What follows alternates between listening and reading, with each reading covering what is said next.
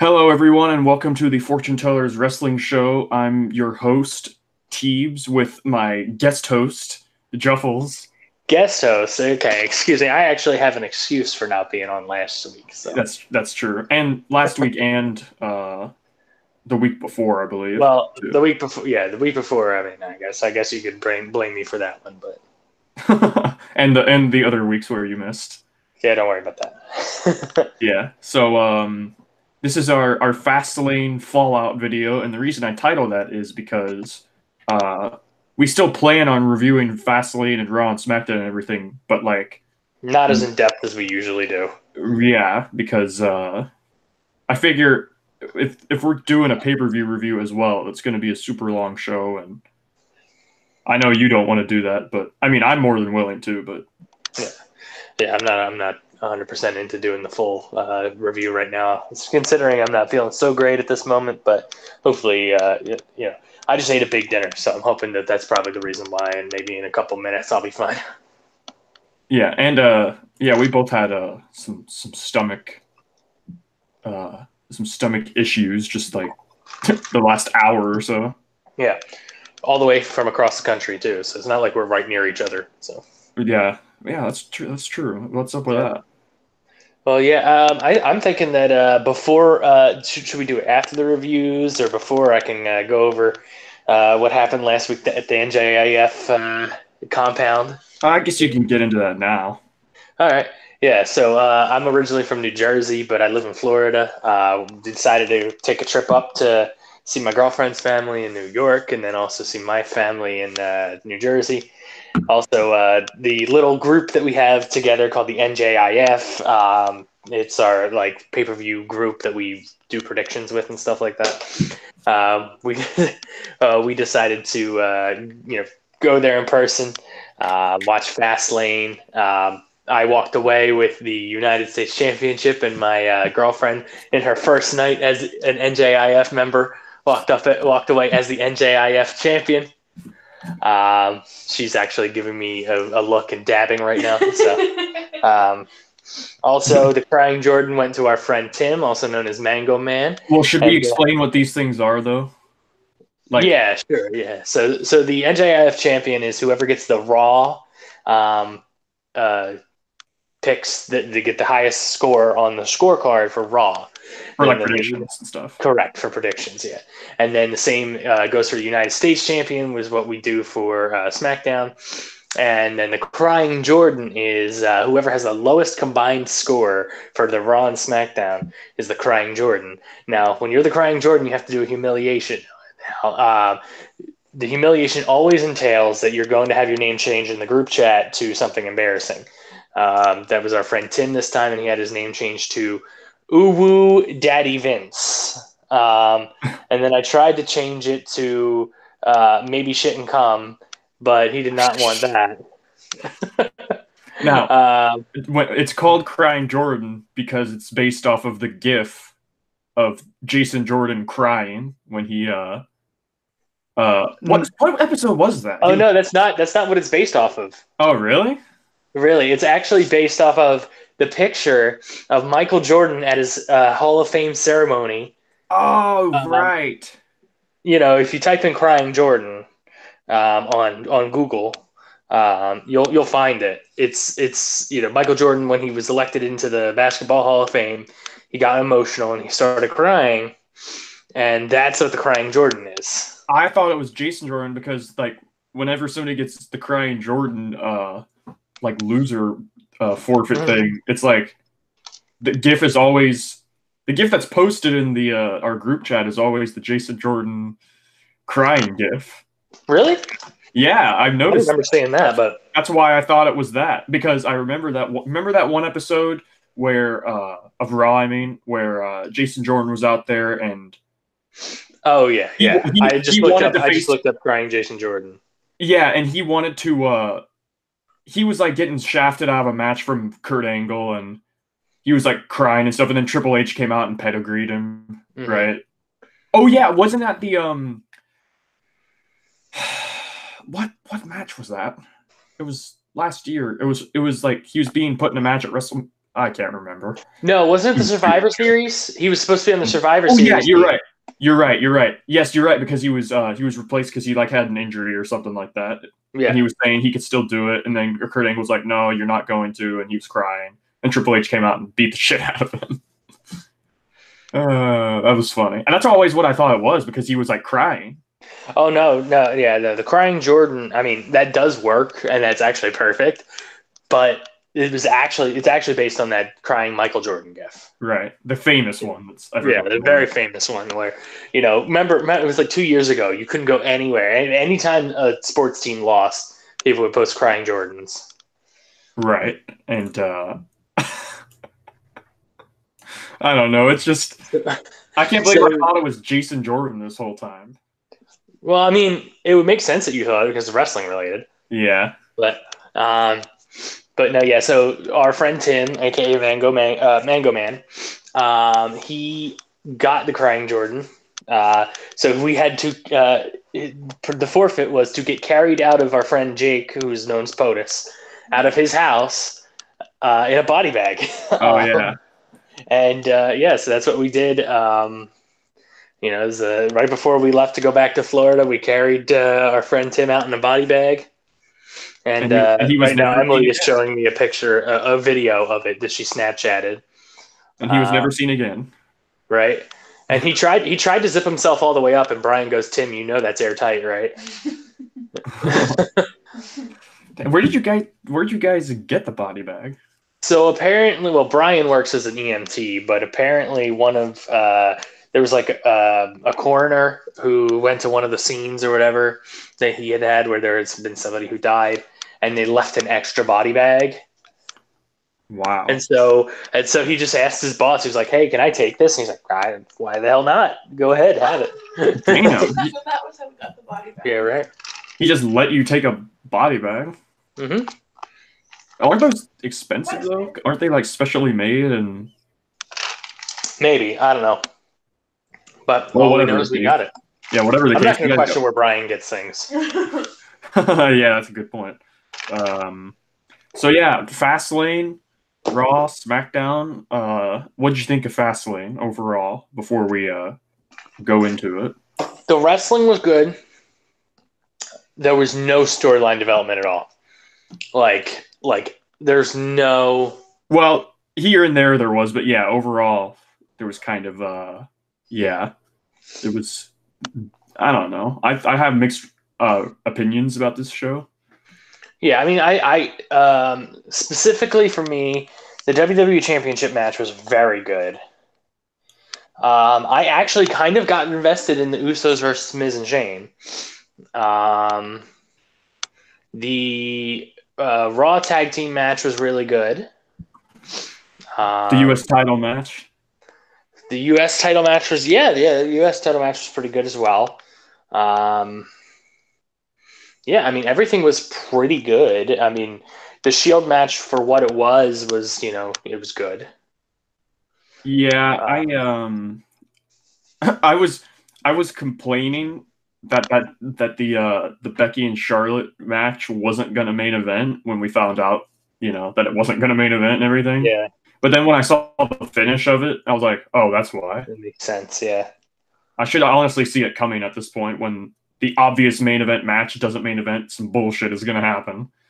So I guess do you want to just quickly run down every match and give our thoughts about the yeah, stuff? Well, yeah. Do you have a list of the matches? yeah, I got some. I've got I've got my cage side seats summary up here right Oh now. hell yeah! I just take them off of that because I mean I used to take notes and everything, but like I'm lazy and I yeah. So well, I should preface this by saying when I did that review last week, giving my predictions and everything on the show, uh the match that was there was a match that was announced for the kickoff show, which was Rey Mysterio versus Andrade Almas. But the night of this show, they changed it, and it was turned into a fatal four-way U.S. title match between Rey Mysterio, Andrade Almas, R-Truth, and Samoa Joe. So that wasn't on the kickoff show anymore. So I guess it's I guess they listened to the fans by putting Mysterio and Almas on the main card because a lot of people kind of got up in arms about it, you know. Yeah. And I did at first, but upon like second thought, I was like, well, there's like Would you no rather have story that be behind on it. the main card, or would you rather like a title match? Like I hate when they put title matches off the main card, but like if it's just like a feud match, like Andrade versus Ray, like yeah, it probably deserves to be on the main card. But I understand if you want to put it in the pre-show. Yeah, but there was like no story behind it when you really think about it. Like even there's really, I know they're feuding and everything, but like Mysterio and Almas really don't have much of a story. The story is just that Almas is like the new guard and Mysterio's old and blah blah blah and Almas is gonna take over. You know what I mean? And but saying that, yeah, they moved that to a Fatal 4-Way title match, and they had a kickoff show, a tag team match between Big E and Xavier Woods versus Rusev and Nakamura, and this honestly for a kickoff show, I know you didn't watch the kickoff show because you were doing shit before the show started, but honestly, I wasn't really interested in this match, and this was a pretty good match overall. This was a pretty good back and forth tag team match, and I mean, what do you expect? They're all great wrestlers, And New Day won. They pinned Rusev with the up, up, down, down, and there were some false finishes in this that I really wasn't expecting. I thought a couple of times, well, that's going to be it, but yeah, it was a fun little match for a kickoff show, and the crowd was into it, and that's what you want to do on the kickoff shows, right? So, oh yeah, so our first actual match on the show was Miz and Shane McMahon versus the Usos for the SmackDown Tag Titles, and I think I figured once this was opening the show, something was going to happen because Yeah. Well, what do you think of the Miz's Cleveland Browns attire?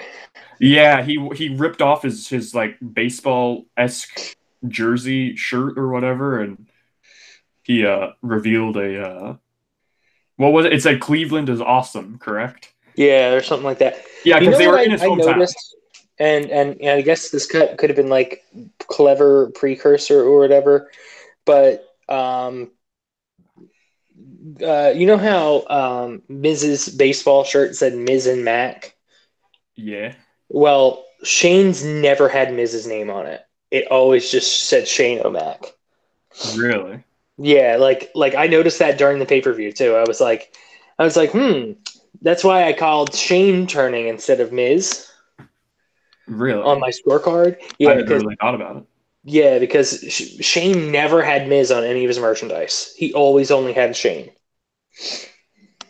Maybe it played into the fact that Miz was like really, really into Shane and trying to make the tag team work, and Shane was just kind of all right, and Yeah. he was kind of indifferent. I mean, obviously, he wasn't indifferent after tonight because, again, I was totally apathetic about this match. Like when this match happened at the Rumble, or not the Rumble, Elimination Chamber, I was really indifferent because I didn't care about the story.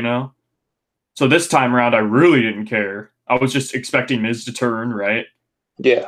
Because it's his hometown. You want to get the hometown guy booed, right? Because that's what they always do, right? Either by pinning him in his hometown, which they actually did. The finish, I'll just get into it. The finish was Jey Uso pinned Miz with a small package to retain the SmackDown tag titles. And when that happened, I was like, well, that's odd because I actually had Shane taking the pin and Miz going ballistic and attacking Shane because he fucked Miz in his hometown in front of his father, right?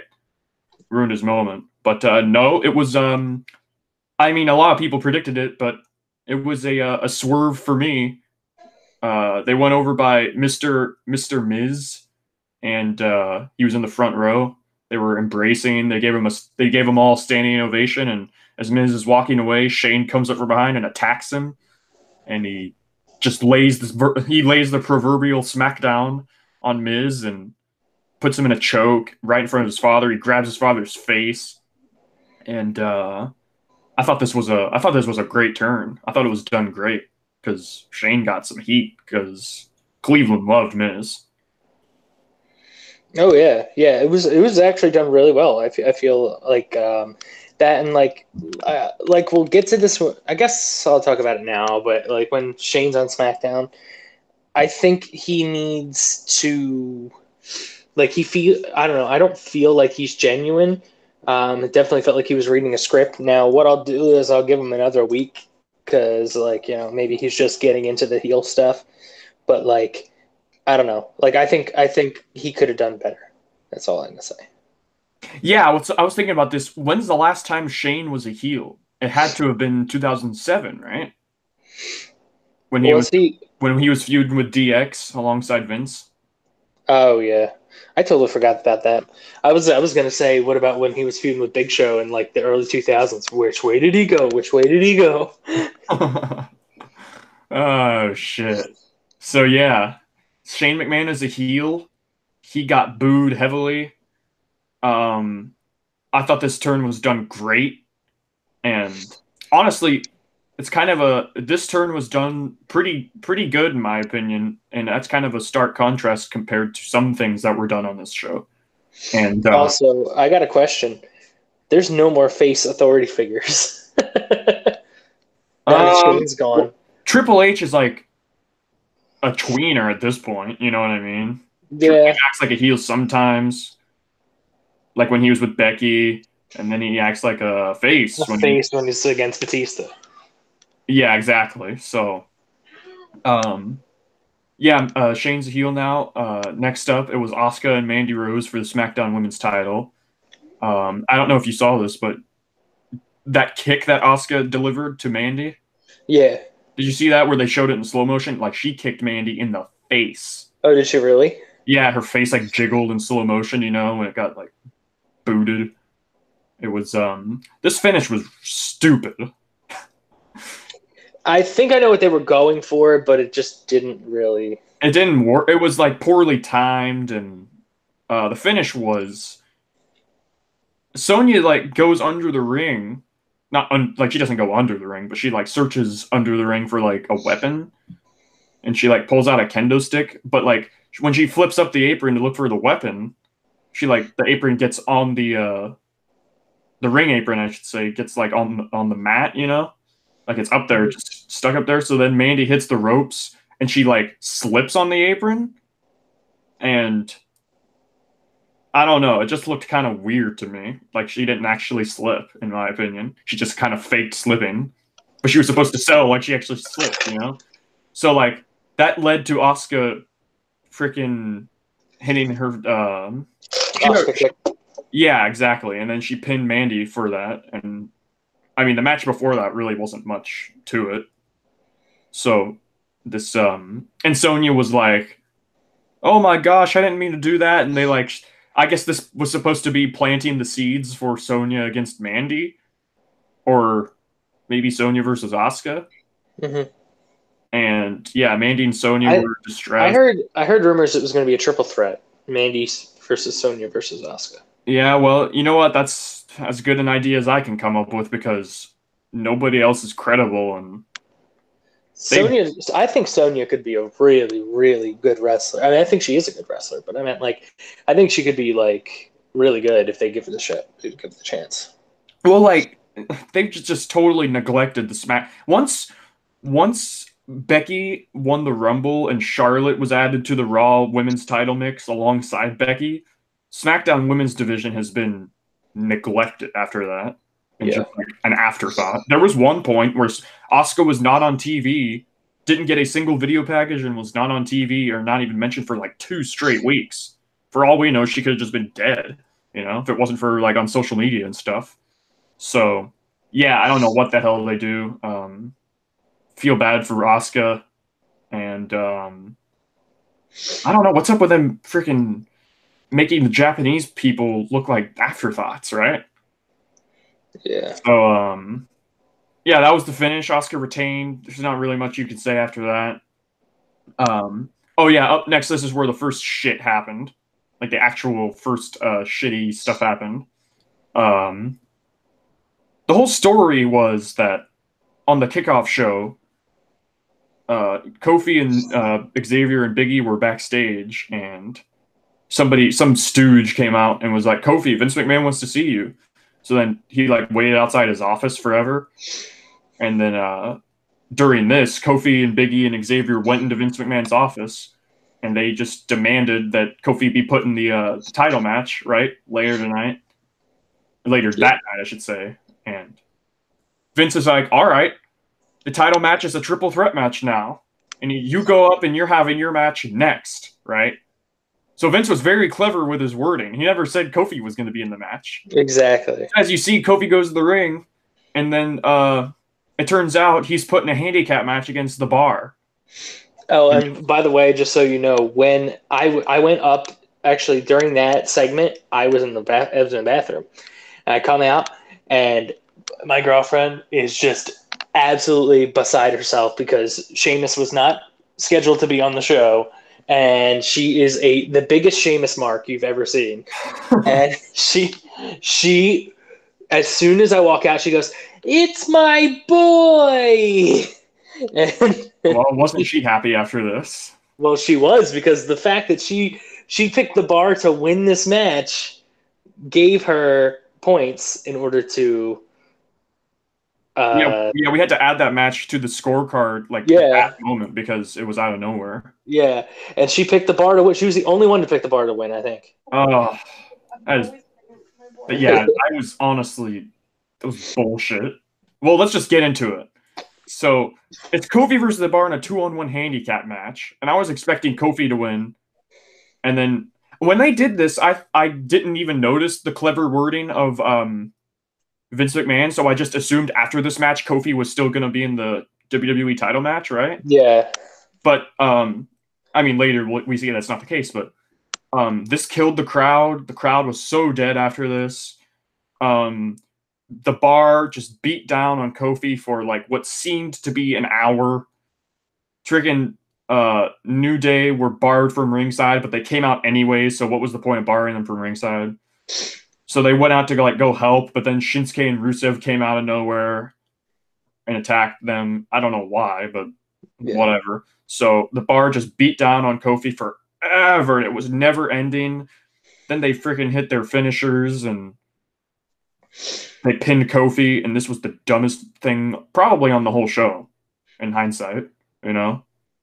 I don't know about you, but I want to see... I don't know about you, but when I see my my top... I guess you can consider Kofi a top babyface now, right? He's definitely one of the most over guys in the company. But when my... I don't know about you, but... I want to see the top of baby faces just get squashed nonstop, and that really makes me want to see them wrestle at WrestleMania. Yeah, I mean they're especially with the way they did things on Raw, on Saturday and SmackDown this week. They're just trying to make Daniel Bryan too. I mean, I guess, but that's kind of like, I mean, if they are doing that, that's kind of lazy. Just saying that. You know what I mean? Like, yeah. You know what would have made Kofi look really good? Had he beat the Bar. You know? I think it would have made him look good. Like, maybe he's on the cusp of beating the Bar, and then you have Rowan or somebody come in, and like then you can have Kofi lose. But like, just like, I mean, I understand you don't want to make the Bar look worse than they've already kind of been. But you know, I think they could have had Kofi give a little more of a fighting shot than what we saw. Yeah, I didn't like this at all. This just made Kofi look terrible. Even if it was a squash, it's still bad. You know what I mean? You don't like, that's like, I don't know. I was gonna make a Becky comparison. If she got squashed 2-on-1, like, it would cool her down. And they've done their best job to cool Becky down, but we'll get to that. But yeah, that was that match, and next match was the Raw Tag Team title match. I thought this was fun. They had a lot of fun spots in this. I love that move that they do where Chad Gable goes for his German suplex, but he just holds the guy up, and then Bobby Roode hits a blockbuster at the same time as the German. That always gets me. That always gets a pop out of me. It always looks great. But I predicted right. I had Revival retaining They pinned Yeah. Chad Gable to retain, but then right after the match, they just got attacked. Oh well, I had the exact right members too. I had Dawson pinning Gable, so I was like excited about that. I was like, hey, I got the entire match right. I had Dawson pinning Rude. I was one off, but yeah, Rude and Gable like attacked them, and then Ricochet and Alistair got involved. I don't know why that was necessary, but I mean they're the champions. They just retained. Why are you already making them look like shit? You know, they just retained. Yeah. They really don't like Revival. Even when they have them win the titles and retain the titles in a grueling match, they still manage to lessen their victory, right? So after that, this was the Fatal 4-Way U.S. title match. I thought this was, if this wasn't the best match on the show, it was the second best match on the show, in my opinion. Which one? The Fatal 4-Way U.S. title match. Yeah, it was really good. What do you think was the best match? It's either this one or the WWE title triple threat That's match. exactly what I was gonna say. I was gonna say the WWE title match was probably the best of the night. Yeah, but Which how many times do you actually get to say that? Like, yeah, no kidding. And even that had its own problems. But again, we'll get to that. It wasn't the wrestler's fault, but Joe freaking retained. He put the coquina clutch on Rey Mysterio, and yeah, knocked out like fast. there were a couple times in this match where I thought, oh shit, Joe's gonna lose his title. Like, yeah, I hate Joe. You know, what's that? they don't really like Joe, do they? No. Well, I mean, when Andrade hit that hammerlock DDT on, I think it was R-Truth. He hit it on R-Truth, and then like he had the pin, and I swear at 2.9 Joe came in. Like it was. Yeah, I thought that was it too. There was a lot of times where I was like, "Damn, that was close," you know. And I'm glad. I don't know who Joe faces at Mania. People are saying Cena, which I would be totally fine with because a John Cena versus Samoa Joe match would be really cool. But again, it would have been cooler with a lot more build. You know what I mean? Because this upcoming week, there's like 2 weeks until Mania after these Raw and SmackDown. You know what I mean? So they need to hurry up and get their shit sorted because there's a lot of matches that still need to be made. You know. So after this was one of the worst matches on the show, in my opinion. It was Bayley and Sasha Banks versus Nia Jax and Tamina for the women's tag titles, and Beth Phoenix was on guest commentary. And I was like, "Oh, okay, that's kind of interesting." Why they, yeah. And then like thinking back about it, you're like, "Why?" Because I mean, obviously, we know why for the story, but like, we should have known something was coming. Yeah. This match was really like nothing to me. You know what I mean? Like they couldn't really do much, and there was one spot where they botched Nia and Tamina botched a double Samoan drop, or not a double Samoan drop. That was terrible. A tandem Samoan drop. You know, whose fault was that though? I can't really blame Nia. I thought that was just kind of. It was just kind of a wonky like spot that they were. Yeah, it was kind of like mistiming and stuff, and I can forgive that. That happens. You know what I mean? Now I got a question here. And I guess now is the best time to do it because we're not really going to be talking about her, I guess, later in the thing. But like Nia Jax is the most annoying person to follow on social media. And the thing is that like people will make excuses and say, "Oh, she's just playing her character." What character? She's not. She's not playing her character. And I'll say it. Nia Jax is insecure. She's not a very good wrestler, and she will go out of her way to find people who are making fun of her and basically say something just to sick all of her stands on them. No, not even making fun of her though. Just criticizing her and making observations. You know what I mean? It's one thing if somebody's calling her fat, like, you know, grow up. That's dumb. You know what I mean? That's irrelevant.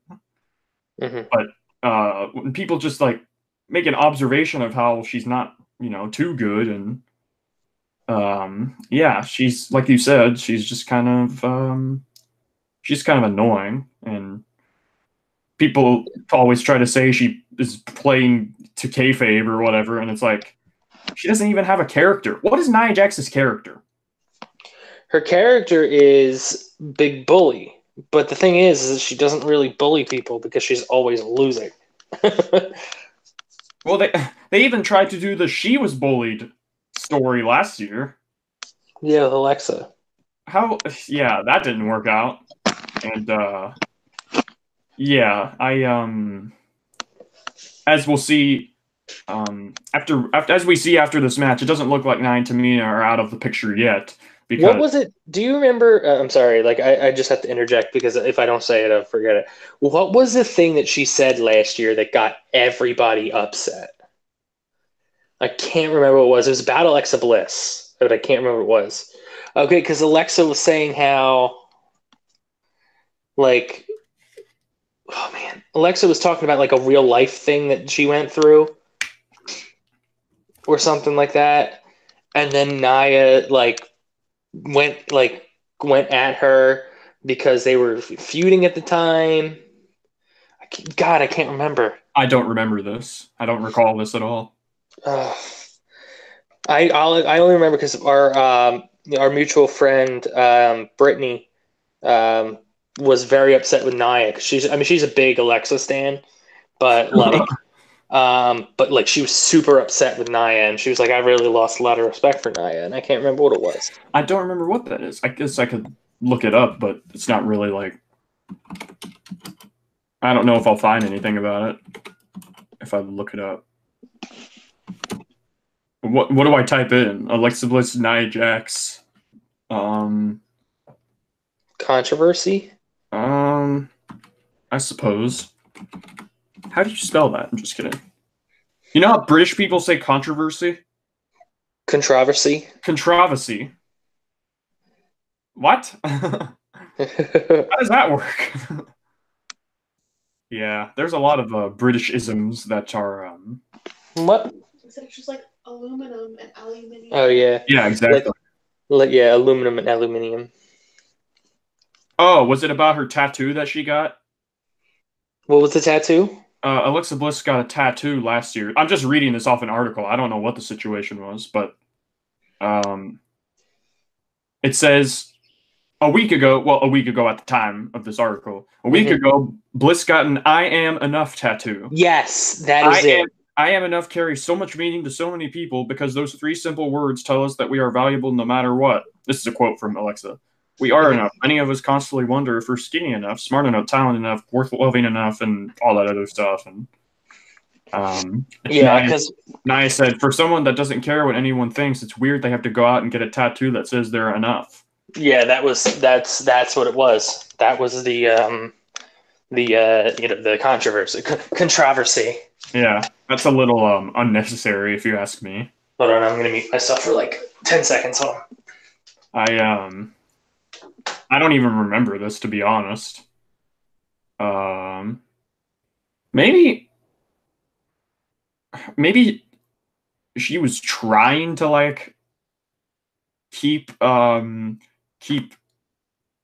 character, I guess, because they were feuding. Oh wait, were they feuding? This tweet was June 22nd, 2018. They weren't feuding by this point, were they? Because they had their Mania match, and then a month later they had their blow-off match at Backlash. Wacklash. In the words of Jim Ross, Blacklash. Oof. You remember that? No, I don't remember that, though. Jim Ross said Blacklash on accident during Backlash, like 2008. And like people like blew him shit for it, but come on, it's just a misspeak, you know what I mean? Yeah, right. It's not like he didn't mean anything about it, obviously. he corrected himself like immediately after, but yeah, that's the well, there's a lot of noise there. Oh, sorry, I was getting ice and water. Well, can you like mute yourself? Yeah, sure. Hold on, give me a second. Well, what was I even talking about? Oh yeah, Well, yeah. So this must have been after their like feud ended. So like, what was? I guess this was. I don't know what the hell this was all about. To be honest, I really don't. I don't know what the point of that was, but it seems kind of unnecessarily rude, if you ask me. But I mean, that's old news. But that being said, we never even talked about the finish of the match of this tag team match. Nia got pinned. I believe it was Nia that got pinned, right? Yeah, it was Nia that got pinned. She got pinned by Bailey. I think she hit her flying elbow, and I thought this was just going to be the end of it. I was like, okay, Nia and Tamina lost. That means they're fucking done. Surely they're going to go with like a more legitimate tag team for Mania, right?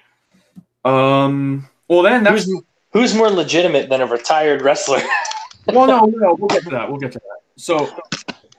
So after the match, it's literally just like Revival getting attacked. Nia and Tamina attack Sasha and Bailey after the match. They chuck Sasha over the table, throwing her into Beth Phoenix on commentary. Well, no, they didn't. I don't think they threw her into her, did she? Beth Phoenix just stood up and got like offended that this all happened. So then she was like started to beat up Tamina and Nia, and then Nia and Tamina destroyed Beth, and then Natalia, her best friend, of course. That's continuity, though. I'm all for continuity, right? Natalia came out. Natalia inducted her into the Hall of Fame. Yeah, exactly. And Natalia came out, made the save, although Nia and Tamina got the upper hand again and left them laying. So, yeah, the Divas of Doom are making a comeback, dude. Divas of Doom. I forgot about that. Yeah, they're making a comeback, and it's furthered on Raw. So, up next, I guess we can talk about that once we get to Raw. But up next after this, we have Daniel Bryan versus Kevin Owens, which is seemingly still a triple threat match, and everybody was expecting Kofi. But this was also something I really didn't like. All right, and I'll explain why. Frickin' everybody's expecting Kofi. So Vince is like a heel fucker in this storyline, right? So who does he replace Kofi with? Not another heel, but another babyface, the returning Mustafa Ali. And dude, Mustafa Ali, I can't say he's like super over or anything, but they're getting the guy over on SmackDown. He had an injury, so that kind of set him back a little bit, but Mustafa makes the replacement for Kofi, and then everybody boos him because it's not Kofi. It's like, wow, way to ruin your babyface, guys. Seriously. So he got booed like not the entire match. They eventually saved the match because everybody, this match was being hijacked. Everybody was chanting, "We want Kofi." They were booing everyone, even Mustafa and Kevin, who are faces. And the match itself, though, was really good. Like, they actually won back the crowd and got them cheering for the match and got everybody into it. And I just thought, well, Mustafa's in it to take the pin, right? Mm-hmm. I was pretty correct because the finish of this match was brutal. Mustafa went for a tornado DDT off the second turnbuckle, second rope, and Daniel Bryan countered it with his flying knee in the air, and that was pretty gnarly. And he pinned Mustafa, and Daniel Bryan retained. And yeah, that finish was pretty cool though, with the flying knee while Mustafa was jumping off the rope. Yeah, exactly. And I really hope this doesn't stall Mustafa's what's the word I'm looking for? I hope this doesn't stall his progress on the main roster, because honestly, only WWE could take a very cool and lovable babyface and just ram him into the ground, because that's what they do, But after the match, freaking Eric Rowan hits a claw slam on Ali. And then Daniel Bryan and Rowan leave. Daniel Bryan retained. And everybody was kind of mad that Kofi wasn't in there. Yeah, that's another thing I didn't like. So the match itself was great, but I don't think this helped Mustafa at all, No, it doesn't. And the thing is like with Mustafa, I love him so much, but they need to keep him away from the storyline. Yeah, I don't. It's Do funny you when you think? think. Do you Oh, think go that on. this? Do you think that if Mustafa hadn't gotten hurt, this whole Kofi thing wouldn't happen? Yeah, I was about to say this was supposed to be Mustafa's story. This Oh was God, supposed to. I This would was have supposed to be loved for it to be Mustafa's his story story. when he was going to be the underdog in the chamber match and go like all the way and get him really over, right? Yeah, It was supposed to be him in the gauntlet first of all. Remember they did that gauntlet with yeah, and Kofi then and Mustafa? It was supposed to be Mustafa, but then he got injured at a house show, and and the thing is, he may have missed the boat. He may never get another shot. well, I don't know about never, but yeah. Well, you know what? Honestly, you maybe never because it's WWE we're talking about. You know what I mean? Yeah, And honestly, I thought I watching that match, I was like, well, Mustafa's getting booed because it's not Kofi. I bet Vince is going to construe this as, oh, they hate Mustafa now, right? Because he's out of touch and he is tone deaf. You know what I mean? yeah. It's not. I don't even think it's really. It's less that Mustafa is like hated. He's not hated at all. It's just that it wasn't Kofi. It could have been anyone. It could have been fucking CM Punk, and he would have got booed because it wasn't Kofi. You know what I I mean? don't think so. I think it was Well, CM Punk. yeah, that's probably true. Well, I'm just making an exaggeration to prove a point, but Yeah. Also, do you think that they could have had a really good a great match with just Kevin and Daniel? I mean, I think they could have. they could have, but they booked themselves into a corner because they didn't. Turns out they didn't want Kevin getting pinned because he just returned. You know what I Yeah. mean? It's his first big match back since surgery, and I don't think they wanted to pin Kevin, so they brought in Mustafa, and What yeah, they should have done storyline. and this is what they should have done here is they should have had the United States. As great as the United States Championship match it was, have the United States Championship be a one-on-one between Samoa Joe and R-Truth, because in that way it's R-Truth's free match clause, everything like that. Well, they got rid of that. Remember? Well, yeah, they did, but I mean, they love doing that. Well, they bring back everything anyways without Yeah. explanation. So then, instead of having the third person be Mustafa Ali, have it be Andrade Almas, because I mean they're okay with pinning Almas. So then you have Kevin Owens hit a stunner or a pop up powerbomb or whatever on Almas. Then have like Daniel Bryan or Rowan throw Kevin Owens out the ring, and Daniel Bryan just pins Andrade right there. That way, yeah. Andrade takes the pin. Owens still looks strong. You don't have Mustafa Ali taking the pin, even though he put on an amazing match. And then maybe you have like a number one contenders match on the pre-show of Mustafa versus Rey Mysterio for the United States title. The winner gets to goes against Samoa Joe at Mania. That would be that'd be No, pretty they good. could have had a number one contenders match, and they're putting the title match that night. The Fatal 4-Way, they could have. I don't know. And yeah, I think they really mishandled this aspect of the storyline. Think of a banger we would have gotten out of Mustafa versus Rey Mysterio. Yeah, that's true. Damn, I'm glad that Kofi is getting his moment and everything, and I love Kofi and everything, but I'm kind of disappointed that it's not. Well, Mustafa. and the thing is, I'm really happy for Kofi too. It's just you have the ability to create a young star in Mustafa Ali. Kofi Kingston, as much as we love him and he deserves it, he's not good. He's what, 35 almost? Like he's in his mid 30s, so almost 40. So doesn't have that longevity in front of him that Mustafa Ali would. Well, I mean, how old is Mustafa? I don't think Mustafa is a young guy. Let me look it up. I wasn't gonna look it up, but you can. I'll look it up.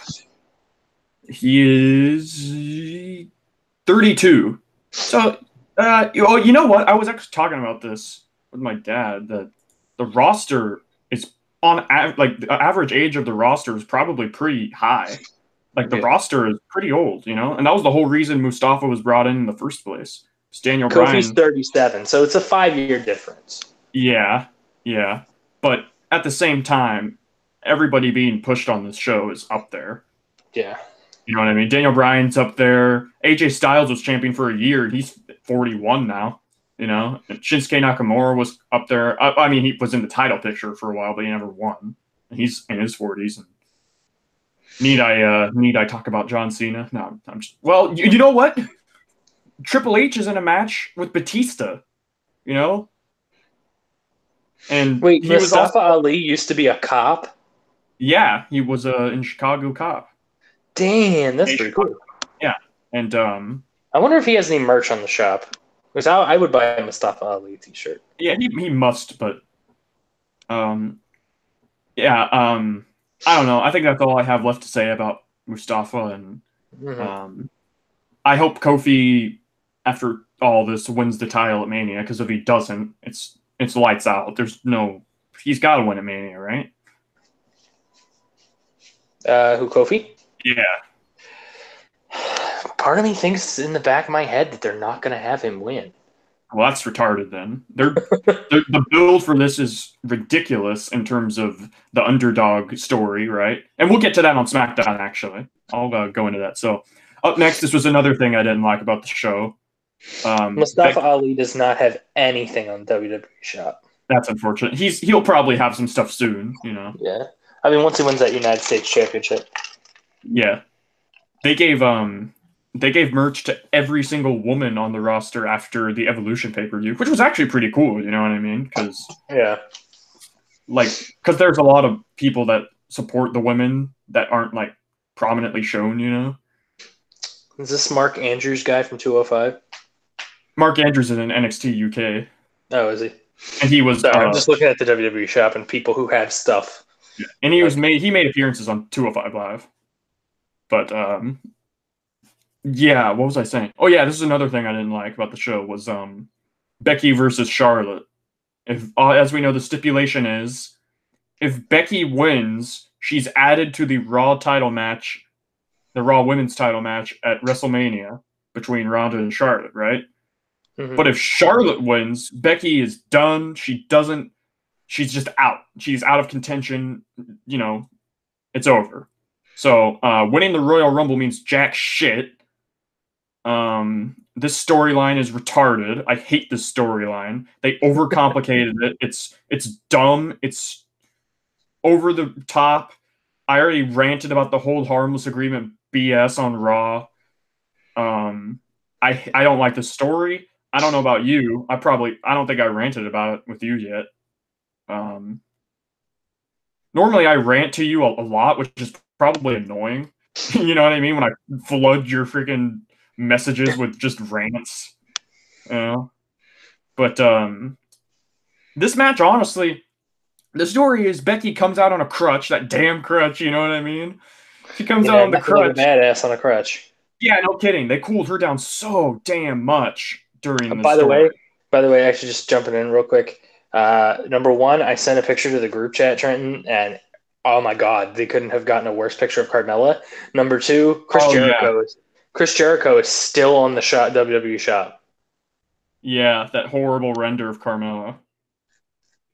I think even she pointed that out too on her Twitter, you know? Yeah. She needs to get a better picture or whatever. Yeah, that's pretty lame. But it's like that one render they used of Carmella when she was the champion. Do you remember that? No. Do you remember the Renee Young WWE 2K model? No. I'll send that to you. She was in that? Well, she was an interviewer. Because like during a career mode. Wow, I didn't even know they did that for like interviewers. I thought they were just like random ass whatever models, you know. I guess it makes sense. Oh yeah. Anyways, so if Becky wins, she's in. If she doesn't, she's done. Royal Rumble wins mean nothing, and this match kind of Charlotte worked over Becky's leg the whole time because Becky has been nursing a leg injury this whole feud since Rumble, and all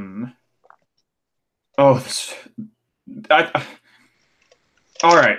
So the finish was Charlotte puts Becky in the figure 4 leg lock, right?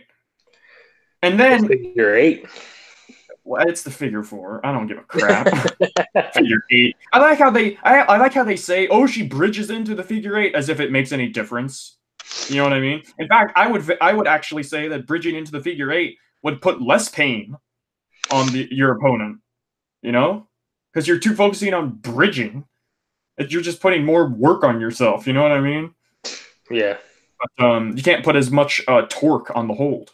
But anyways, so Charlotte puts the figure 4 onto Becky, and then she's like, her leg's destroyed, so they're teasing that she's gonna tap and everything, but out of nowhere, you see Ronda sprinting down the ramp, and I was so afraid that she was gonna hit the deck, like she was gonna trip like Titus at Raised Royal Rumble, but she hits the ring, she goes into the ring, and she punches Becky in the stomach with the hold applied to her. So Becky wins via disqualification, meaning she's in the match at Mania. Why was when she should have been in the match at Mania the entire time because she won the Royal Rumble? This was so unnecessary. Okay, first of all, Ronda looks like an idiot, right? I mean, not really. I mean, I guess the story is that Ronda is so tired of Becky, like, running her mouth that she's just going to be like, okay, well, I'm just going to put you in the match, and then I'm going to kick your ass in the match. I mean... No, I get that. That was their explanation, but in my opinion, she's an idiot because if you're a heel, because we know Ronda turned heel and everything on Raw, and if you're a heel, like, wouldn't you want it to be easier for yourself, right? I think she's a different kind of heel, though. She's not like a sneaky, I don't want to defend my title heel. She's an, I hate you guys are all assholes, you're marks, and I'll beat all your favorites because I hate you, Yeah. She's not the same kind of, there's different kinds of heels. No, I get that. I get what they were going for, but in my opinion, just a damn story, dude. Why was this necessary? Couldn't we have just, had Becky win this match? Or hell, why don't we just remove this match? Why don't we just remove this pay-per-view? I was saying that this pay-per-view shouldn't even be happening. You know what I mean? Why is it called Fastlane when it's just a roadblock? Oh, wait. Actually, that's a pretty good point, to be honest. It really is. Because I guess the gimmick is that we're in the fast lane to WrestleMania after this show, Yeah.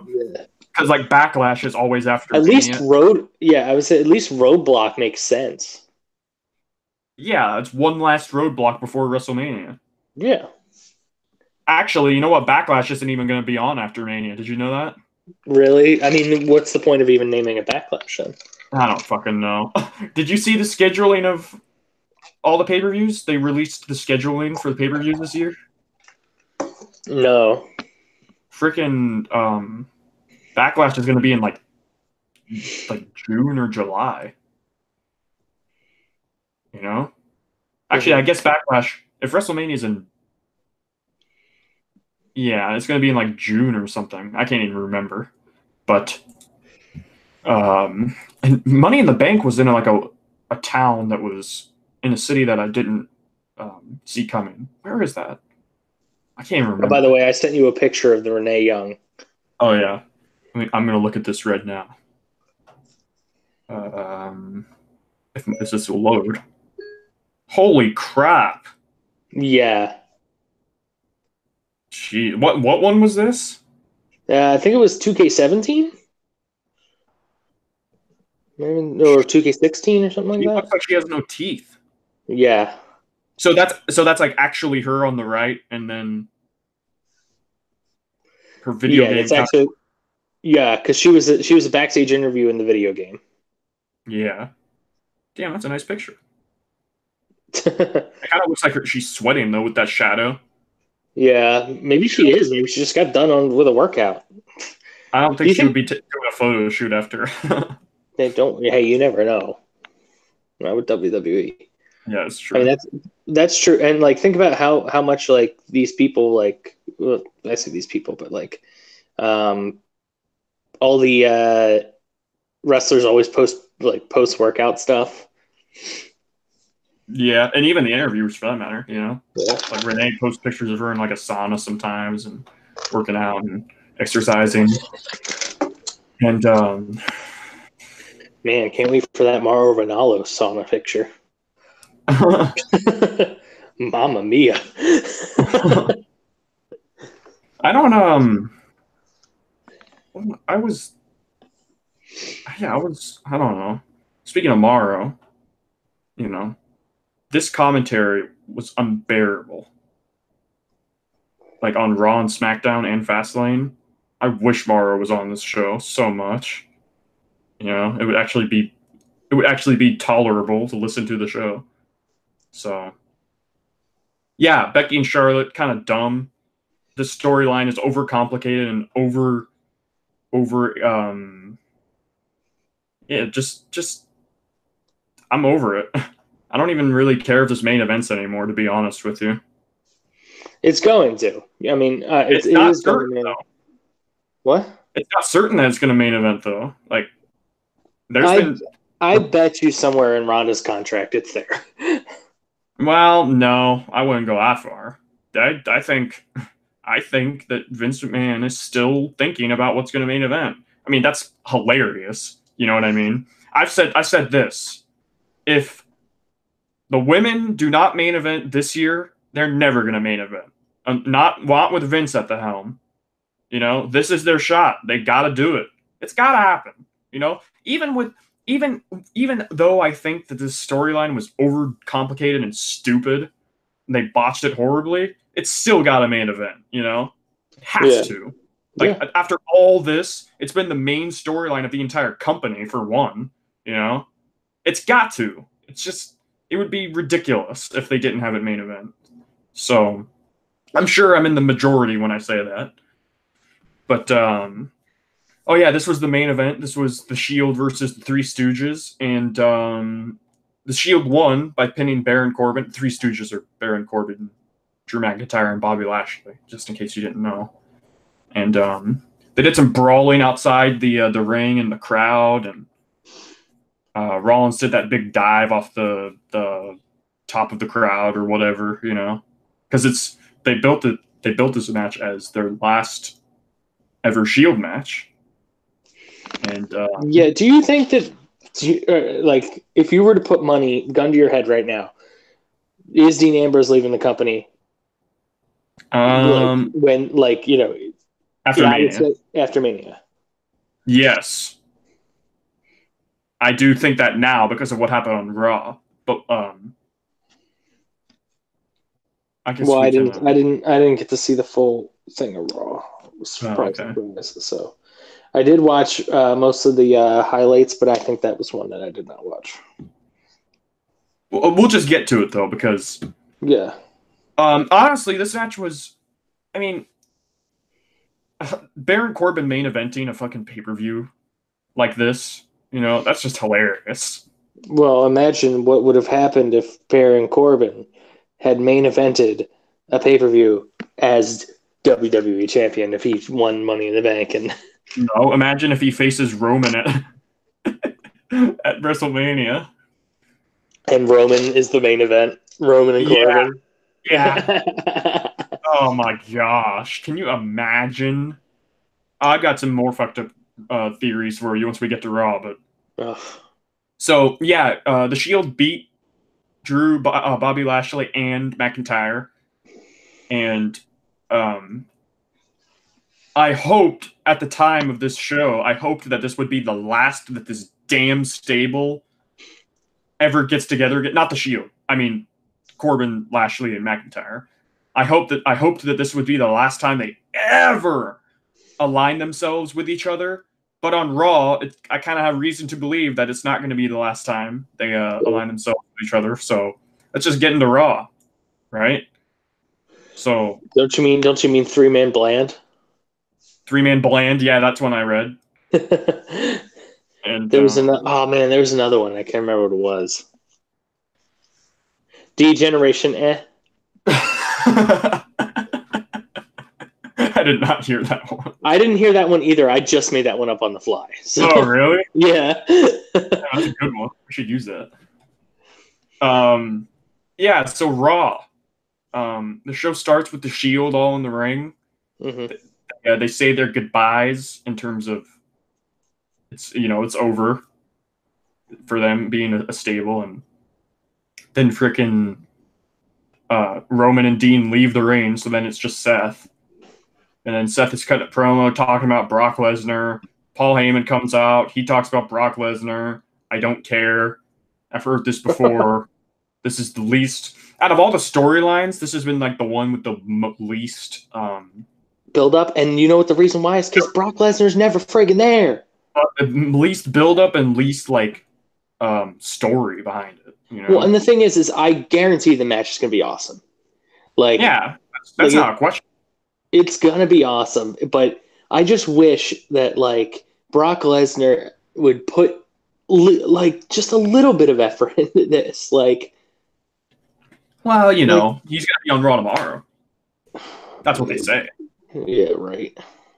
Well, that's what Heyman said on commentary because, Paul Heyman is talking about Brock Lesnar and then he gets cut off. And then Seth is in the ring, and Paul's on the what's it called? The entrance way, whatever, the aisle, right? He's at the top of the entrance stage, whatever you call it.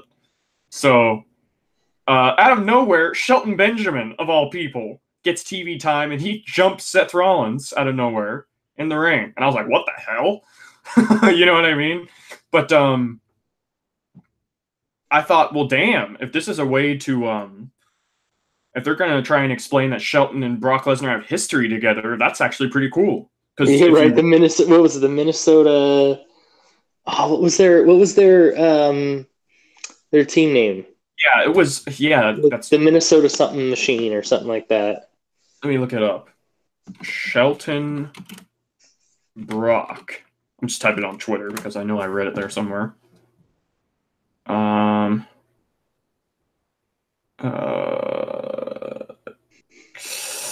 I don't know. Somebody posted a picture of it too. Yeah, exactly. That's what I was looking for. But anyways, if anybody does not know, frickin' Shelton Benjamin and Brock Lesnar were a tag team in OVW years ago, and Shelton attacks Seth. And then Paul Heyman goes on commentary during the break. So this match comes on after the break, and it's Seth versus Shelton, and they're having this match, and Paul Heyman is explaining that they have history together. Brock and Shelton have history together. They didn't say OVW though.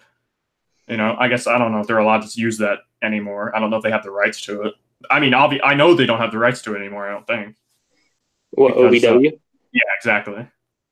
And Paul Heyman gets a call on his phone during commentary.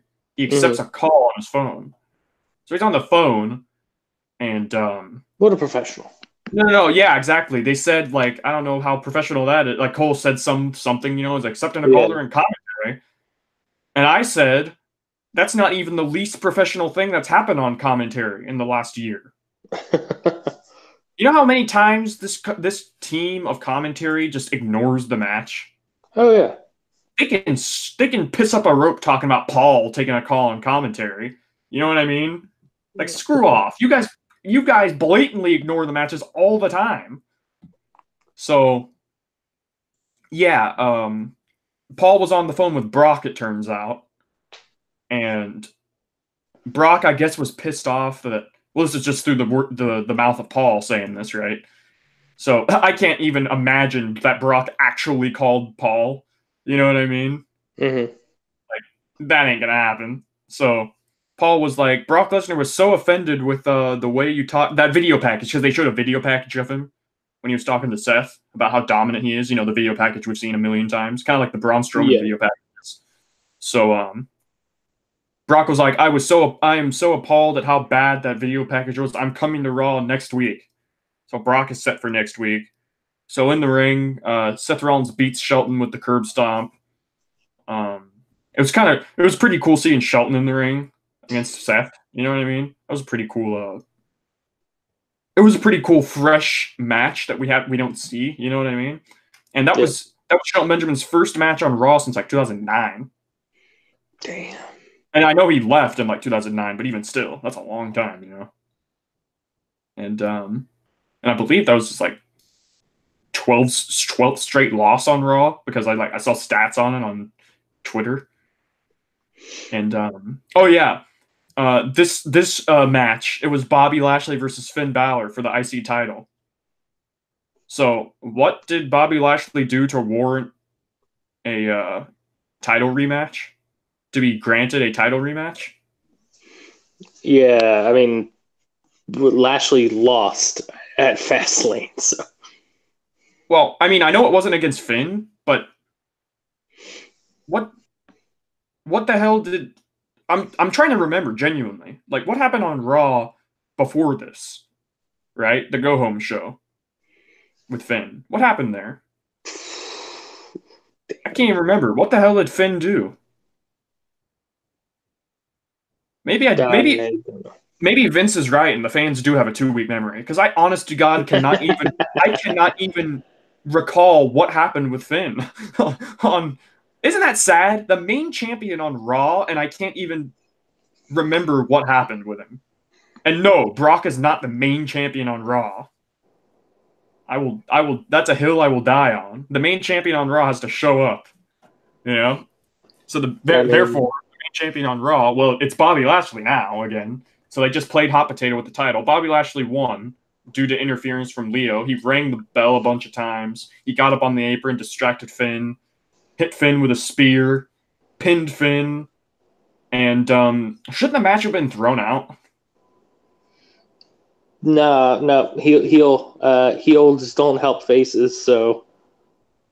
No, but I'm just saying, shouldn't the referee have thrown the match out because Leo rang the bell a bunch of times? Yeah, I mean, true. Like, shouldn't it have been like, what the hell are you doing? You know what I mean? Yeah. So, yeah, Lashley regained the title. I don't know what the hell they do with Finn now. Did you see that WrestleMania poster that was pushed out by WWE and everyone? No. You know who was on the poster? Who? Demon Finn Balor. Oh shit! Do you think So did they just give away like a huge thing, you know? Huh. I think that'd be a good scorecard question.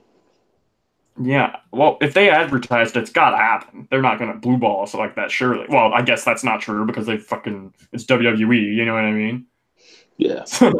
But I don't know what Finn does. I don't know if he faces Lashley at Mania. I'm not too excited about that prospect, even if it is the Demon. It's like remember when Finn was the Demon last time against Corbin? Yeah, just randomly. Yeah, and he squashed Corbin in 2 minutes. It was a squash match, and Corbin was like, "Oh, I I wasn't honestly think that anytime the Demon comes out, there should be a squash match until like a legit story. You know. Can you imagine if it's Demon Finn versus Undertaker? Well, that's what the rumor is. Can I be honest with you? You don't want to see that. I think that match would be shit. Really? Yeah, Undertaker's just, you know me. Undertaker's one of my favorites of all time. You know. Well, I mean, to be fair, the Undertaker is going to be all in. So. Yeah, no kidding. Didn't he pull out of StarCast? I thought he pulled out of that because of all the shit that like Vince got mad at him for it. It's like, well, screw you, Vince. You know what I mean? He was loyal to your company for like damn near 30 years. You know what I mean? You can't do one show. I think he deserves to be out of character. You know what I mean? Have you seen all the out of character interviews he's been doing? Well, yeah, and he has an Instagram account. The Dead Man has an Instagram account and Twitter. Yeah. Well, you know Michelle McCool runs those. Oh, yeah, true. Because I'm loving life. Yeah. Remember when she was the teacher? Oh my god, yeah. Damn, dude. She had the ruler or the yardstick or whatever. Yeah. That was, yeah. Dude, remember that freaking article? I think it was from Cage Side Seats, actually, where that dude was blowing Undertaker shit for breaking kayfabe and stuff. It's like, what do you have to say about literally every wrestler on the planet? You know? Is there a wrestler other than Taker? Like, actually, I'll preface this. Is there a current wrestler that does Keeps not? kayfabe. Well, maybe not necessarily keeps kayfabe outside of the ring, but just like on social media, people break kayfabe all the time. Talking about stuff. I know one person. Champa. Well, not actually. I wasn't thinking of Ciampa, and I guess they don't count because they're not a current wrestler, but they are on a WWE Legends contract. The Boogeyman. Does he really? Yeah. He never posts his face. Anytime he posts his face, he's in his Boogeyman stuff. Well, I mean, he's also has like 3 other characters. You know what I mean? The Boogeyman? Yeah, he's the Godfather. That is not the Godfather. Yeah, it is. No, it is not. Boogeyman is not the Godfather. I have to look this up for you. I'm pretty damn sure that's the Godfather. You do have to look it up for me because I guarantee you the Boogeyman is not the Godfather. About it. Yeah, they talked about it on that.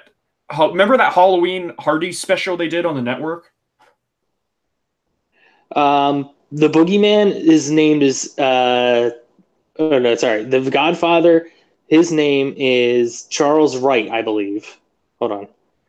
Yeah. Godfather is Charles Wright. The Boogeyman is Martin Wright. What, are they brothers? Are they? What? I guess they must be. God. Could be lovers. What the hell? Lovers. Okay, so who was Godfather? Godfather was definitely another character, though. I know that. Papa Shango. Papa Shango, that's who it was. So what, are they brothers? It might be. They're lovers. Emily says they're lovers. Yeah, they're homosexual lovers. When he was talking about the hose, he was talking about the bottomless pit, the hoe, meaning a hole, like a hoe. Wasn't the Godfather somebody else, though, other than Papa Shango? Yes, he was Kama. Kama! Wow, that's funny. From the what are they called? The Nation of Domination.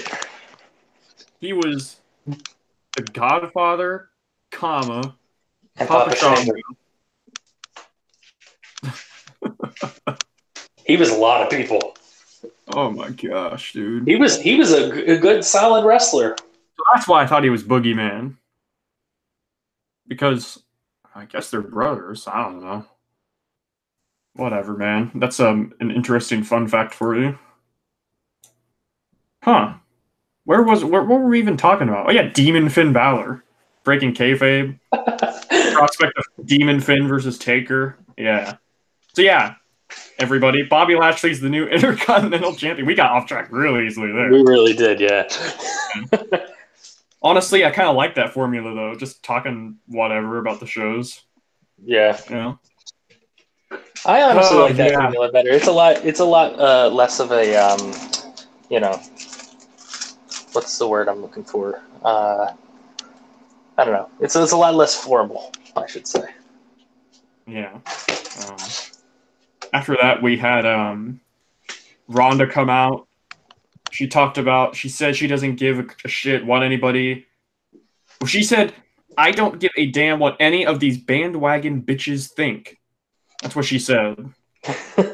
She said, Becky is a coward. And she was very emotional during this promo.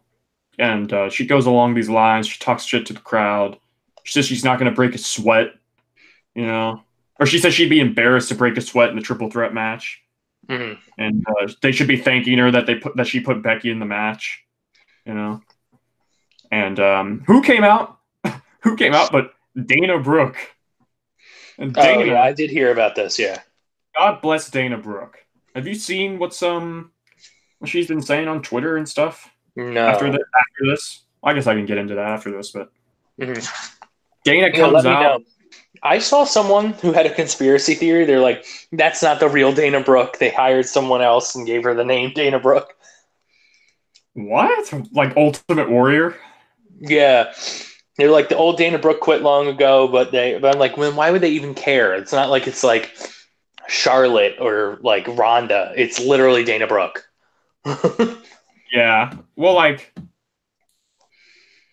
I mean, Dana's. Do you think Dana's a case of a person that got called up too quickly? Because I think so. I think so too. I don't even. I see a lot of people give Dana a lot of hate for like being quote unquote bad, but to be honest, I don't really notice that much bad about her. I mean, she's like, you know, I guess that I can't really tell because she's not on TV very much, but Yeah, is she on Main Event a lot, or yeah, she's on Main Event. And yeah, this roster is very congested, you know. mm-hmm. So Dana Brooke comes out. And Ronda squashes her. She tells Ronda that she's heard enough of her. I've got nothing to lose. I'm not going to let you disrespect WWE, the WWE Universe, because Ronda, as you know, keeps calling this all carny bullshit and tells everybody that what you're watching is in fact not real, which still rubs me the wrong way, and I hate that. Yeah. You know, it's stupid. I mean, I've been over this before. Is it real? Again, it's more unnecessary, you know, crap that's not. It's not needed in the storyline. You know, why do you think freaking? Why do you think Becky called Ronda Russo on Twitter?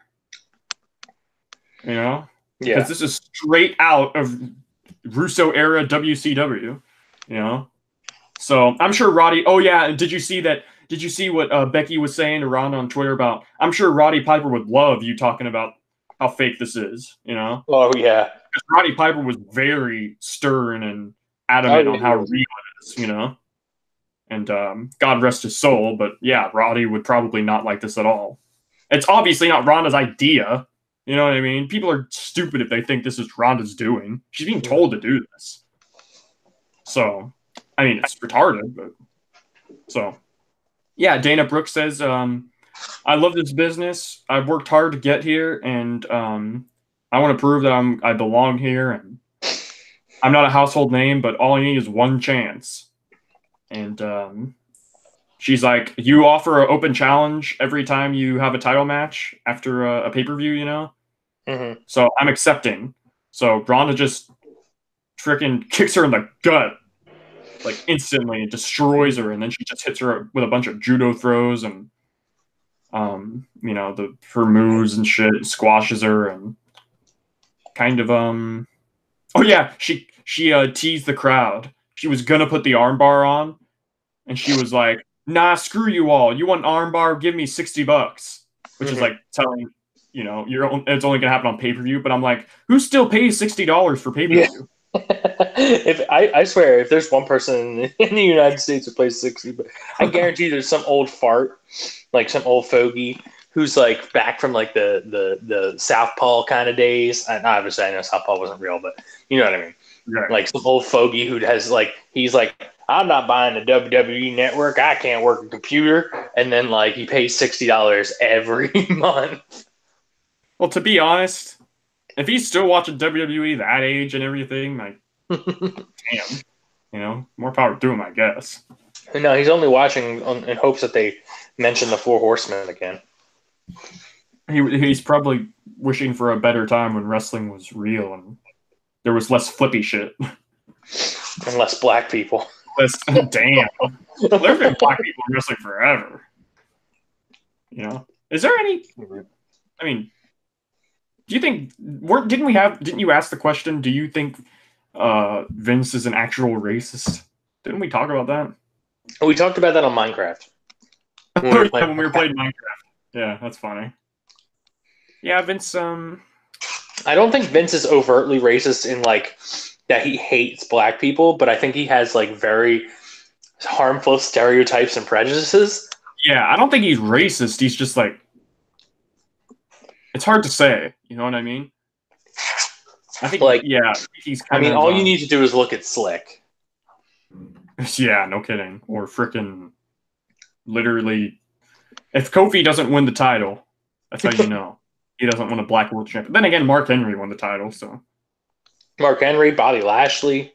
Yeah, there's been many black champions over the years. Remember that list I made of the people of color and Mhm. non-whites that won titles Yeah. after that stupid Nia tweet? Hmm. Yeah. But Hell, The Rock. The Rock, yeah, no kidding, like one of the biggest stars in history. So, and we're not going to make the argument that Rock is Caucasian, right? Because he's Samoan. Yeah, I mean he's very not Caucasian. Yeah. So after this Ronda squash fest of Dana, not right after it, but like on Twitter yesterday or 2 days ago, they announced on Twitter that it's going to be Dana versus Ronda tomorrow night for the title. Mm-hmm. So apparently, all you need to do to earn a title shot is just get their shit beat out of you. You know. So by that logic, Spike Dudley is due for a WWE title match. All right. When's Ellsworth's? Let's not talk about him. Yeah, Ellsworth's title match is when he Goes to jail. he should have been in the cruiserweight division with Enzo. No, that's an unfair comparison because Enzo turns out didn't actually do that what he was accused of. You know. Yeah. There was really no proof to what Enzo did. There was proof with what Ellsworth did, but he weaseled his way out of it, which is a shame. I almost just fell. Rip. Yeah, I was eating ice cream and I went to go put it back in the freezer. Dude. And what? Freaking! I forgot to mention this about the Ronda thing. So the referees and everybody were trying to separate Ronda from Dana when Ronda was destroying Dana. So Yeah. Ronda like punched the referee and just destroyed him. Uh-huh. So on Twitter they announced that Ronda Rousey will be fined for hitting an official, right? Fining Ronda Rousey. What do they think they are? And they didn't even say how much. They were like, due to a clause in her excuse me, I just belched. Due to a clause in her contract or something like that, we cannot tell you how much she got fined for, right? Uh-huh. So, do you remember when Brock Lesnar attacked that cameraman a couple years ago? Yeah. How much did he get fined? Remember when he got fined and he only got fined legit about $500? Stephanie was like, "I'm gonna fine you $500." No, I don't remember. I remember when he got suspended because he destroyed like the officials and he destroyed Michael Cole and all those guys. Right. I think that actually might have been what he got fined for.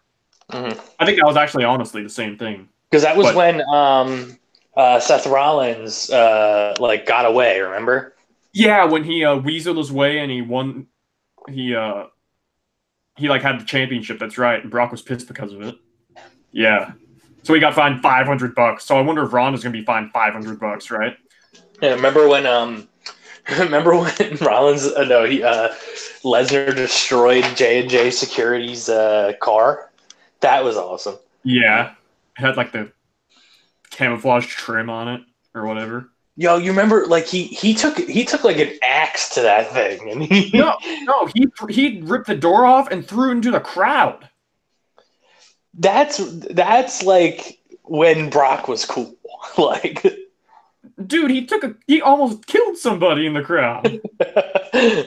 And killed someone. And you know what I think about that? Hell fucking yeah. That was awesome. Yeah, I hope that guy's okay. I hope it's okay. That was freaking awesome. Yeah. That's why people started loving Braun, because he was doing that kind of shit. Yeah. Oh yeah, we'll get to that. Don't worry on this show. I know about this. Okay, so up next was Aleister Black and Ricochet versus Rude and Gable. And I thought this was a good match too. Damn. That sounded like he just died. I'm sorry about that. I couldn't get to the mute button. Ooh, it sounded like Roman Reigns. Yeah, exactly. What was I saying? Oh yeah, Aleister and Ricochet won. Aleister hit the Black Mass on Bobby Roode to pin Bobby. So that pretty much pulls. Michael Cole called the finish "Fade to Black," which annoyed me because he's been on the main roster now for a couple of weeks, like a month or two now, right? And he not two, but like a month, you know. And he called his finisher the wrong thing. And Revival came out of nowhere and attacked Aleister and Ricochet. And I guess at least Revival got their heat back a little bit. Yeah. After getting attacked after retaining last night. I'm acting as if this is the day of when I'm reviewing these, you know. Mm-hmm. But It's obviously not. yeah, it feels like this week went by pretty fast. After that, we had a Moment of Bliss segment, and they were hyping this up as they were going to reveal who the host of WrestleMania was, and I was like, it's going to be Alexa. Yeah. And sure enough, Yeah, she was we all like, know. "It's me, guys." And we all know she isn't cleared. So I thought she was though. She's working house shows. is she? Yeah. Maybe they just don't want to put her in like a storyline where she's obviously like, they don't really want to put her in something if she's not 100% ready, I guess. Yeah, and to be fair, what are they going to do with her? You know what I mean? Yeah, there's really nobody that you can put her with. You could Dana Brooke, no. 2 weeks. It's 2 weeks until Mania now. Like, there's nothing they can do with her. They can put her in the women's battle royal, I guess. You know what? They could have Alexa be the host and win the women's battle royal. Yeah. So she can be like, they haven't even been hyping up any of those 2 battle royals. They haven't been hyping up because they don't care. Because who cares? You know what I mean? Like, Matt Hardy won the battle royal last year. It meant jack shit. Naomi won it. It really meant jack shit. At least Matt Hardy when it set up Bray Wyatt and Matt Hardy being a tag team. You know what I mean? Yeah. Naomi winning it. Do you even remember that Naomi won it? No. We do not. Maybe they'll put Naomi with Asuka. Yeah, I'm not too excited about that match, to be honest with you. It'd be better than nothing, I guess. So, yeah. Alexa's the host, I guess. So, yeah. Braun Strowman's backstage interviewed, and some dude comes up to him and tells him that he gives him a letter. He reads the letter to Braun, and he says that it's Colin Jost, the stupid SNL guy from last week, apologizing for how they treated Braun last week on Raw. And they got him a new car. And freaking Braun goes out to the car that he got, and it's like a nice red car with like a weird black hood. Mm-hmm. I mean, I'm not a car guy, but that just looked off to me. I don't know if that's like a normal look. I think it's like a carbon fiber type thing. Also, I think, and I was reading, I was listening to another podcast. I know I'm cheating on our podcast with another one. No, I was listening to another podcast, and they were saying that like it was clear that car was like super tampered with, so it was easier for Braun to. Absolutely, I could tell that watching it. You know, because like, of course, he destroys the car. He rips the door off. He rips the hood off. I think he punches. Actually, this was cool. He punched the window shield or the whatever it's called. What the fuck is it called? The windshield. Windshield. See, what is wrong with me? That's a basic thing, you know. I'm forgetting the name of the steering wheel, but he punches the windshield and make sure you get some headlight fluid. Exactly. Yeah, that's all we needed for this, and he punched the windshield and freaking like shattered it, you know, and which I thought was funny. He destroyed this poor car, and see the thing is that like Braun, he's such an entertaining person, but they have absolutely nothing for him, and it's like they really did kill him, putting him up so many times against Brock and just losing. Yeah, but now he's feuding with SNL guys, you know. Honestly, though, I'd live vicariously through Braun if he's going to beat up SNL guys. Oh yeah, you know. But you know what this all was, though? Can we get him beating up Trevor Noah? Do you know what this all was? What? This whole segment was to promote a toy. Oh, that's right. Yeah, because I saw like people were posting pictures and stuff that like it was already a toy set. Like, no, they announced the toy right after the segment. Like they had it ready. Like, are you kidding me? No, some people said they saw it on shelves of Toys R Us before the segment. Serious? Yeah. They modeled a car after a toy for this segment. Yep. Oh, to sell the toy. When you remember, you remember the speaking of toys, you remember the DX toy commercials like back in the day? for the Elimination Chamber playset. Man, that's a blast from the past, kind of, yeah. That was so. I mean, a very like non sequitur here, but like it was so funny. Shawn Michaels, he was like, "You finally get it all together, and there's 50 pieces, and then as soon as you get it all together, they just want to play with the box." It's something you got to watch because it was like a whole like they did like Christmas commercials for DX. Right, exactly. Was that when Hornswoggle was with them? Yeah. Yeah, that was good times, man. I remember I had the Money in the Bank set with the cool ring. Like, you know how they have those small rings? I had like the legit ring that was really like actually big and stuff, and it was like a foam mat. You see, I was into WWE, but like I never got WWE toys. Like the only action figures I ever owned, I owned two. It was a Bubba Ray Dudley and a Tori Wilson.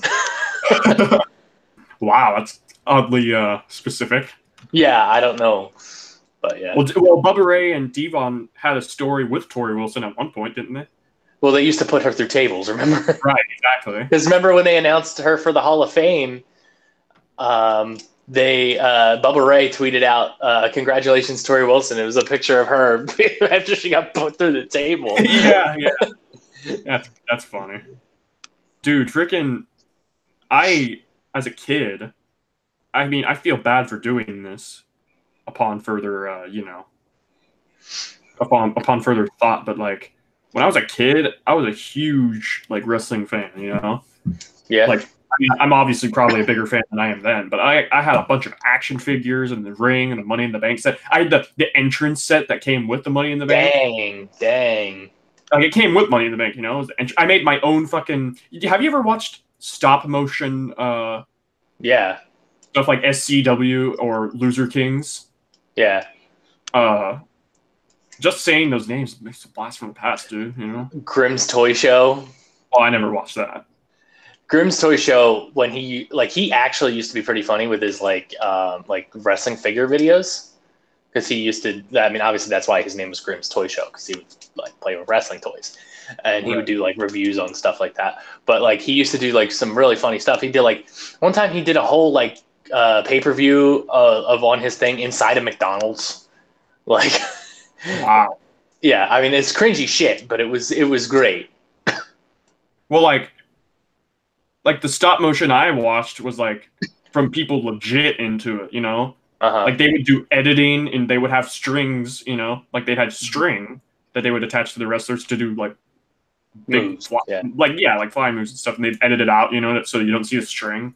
Yeah. And it was just like, man, it's a blast from the past. But like, sadly, I was cleaning out my room like years ago, and I like threw out all my wrestlers, you know, because like I guess I grew out of them and everything. But I really wish I hadn't done that. You know? Yeah, I mean, it would probably be cool to have them, like, just to, like... Yeah. Even if I did marker on them, because I, like, would customize them with marker and nail polish and shit, you know what I mean? Hey, I mean, you know, it's like a hobby. I mean, some people do that with, like, Warhammer 4000 or whatever it is. Yeah. Like... Warhammer 4K, you know? I would, like, put blue nail polish on Jeff Hardy's face for, like, face paint. Mm-hmm. I remember just as, like, I don't even know why... And then your sister would be like, where the hell is my nail polish? Well, it was probably my mom's, actually. But I remember I don't even know why, but I had a lot of figures, right? Like a diverse set. I think I don't think I had any repeating figures either, you know? I had, and these were most of them were Jakks Pacific, you know? But this was before they moved to Mattel. And I didn't really like the Mattel figures. I like Jakks Pacific figures, you know what I mean? Remember when TNA went to had a deal with Jakks Pacific and they had TNA action figures? Yeah, honestly, I don't. I only had one. I wasn't really into figures. I mean, like I said, I only had Bubba Ray Dudley and Tori Wilson. I had so many figures, dude, and they were like, I had like only a couple repeating freaking figures. I had like 2 Triple H's, two Jeff Hardys, like 2 John Cena's, because of course everybody has more than one John Cena, right? Yeah. 2 Actually, I think I had 3 Undertakers. Well, actually, that's not true. I did have a couple other figures, but that was later on in life because me, Don, and Tim all went to Toys R Us after we started really getting into wrestling to get all of our boys because before the NJF was like a really like a thing that we did, we just kind of like who if our boys had like whoever did the best predictions, we had this little like WWE title that used to go on the figures, and all of us had a different figure that represented us. So Don's was Kalisto, Tim's was Sami Zayn, and mine was Dean Ambrose. So Yeah. So we all had. Yeah, I bought the Dean Ambrose, but Don bought every other one. Oh, no. First, Don's was Bad News Barrett, but oh, you know what this reminds me of, dude?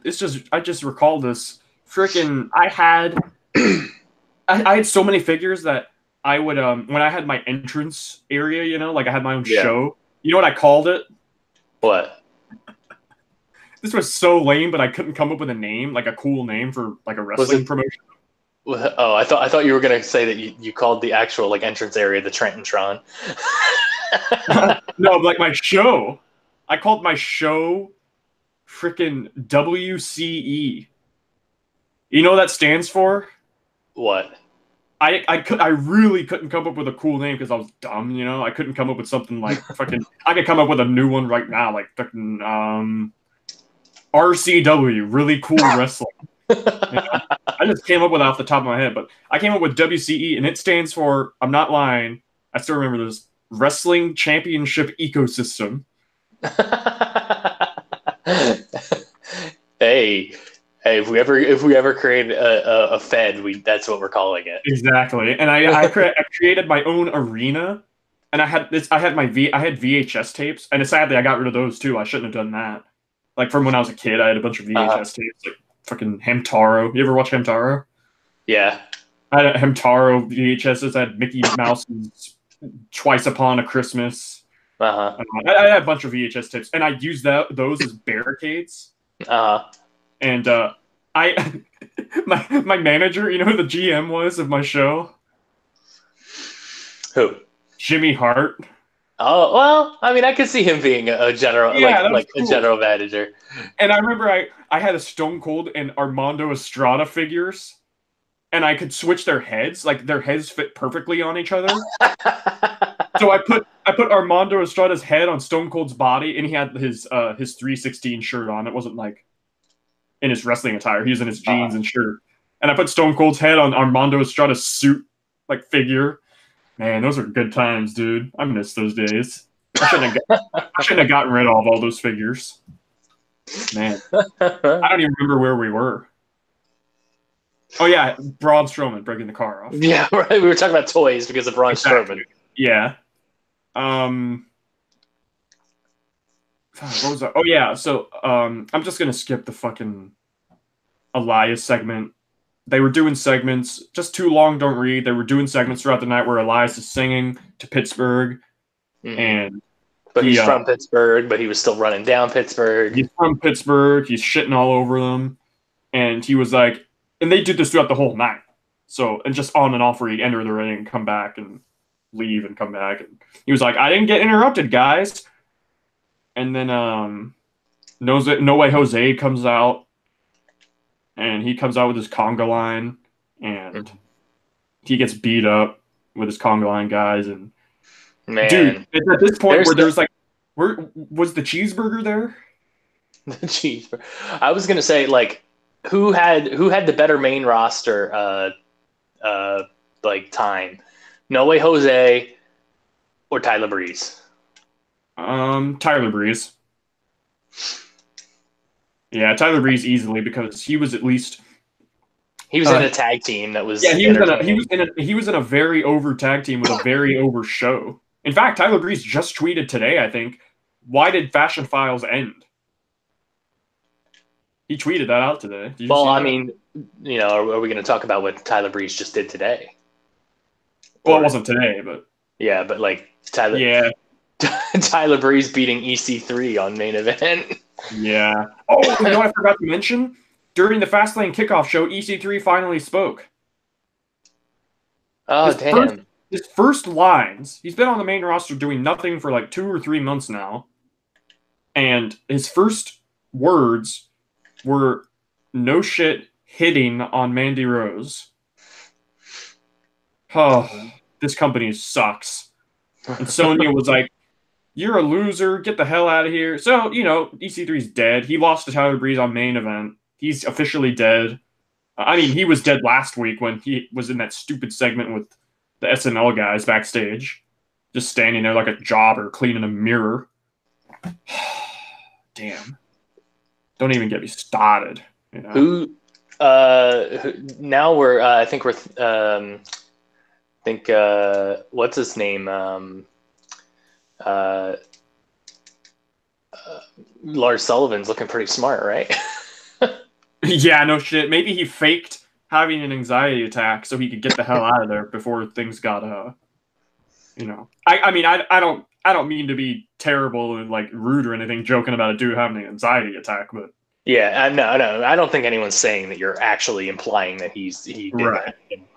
But yeah, I'm just making a dumb joke. Of course, you can't joke about anything anymore, but true. Elias beats up Jose, and then they announced that the next inductees into the Hall of Fame are the Harlem Heat, Stevie Ray and Booker T. And yeah, how about that? Yeah, I thought this was pretty cool.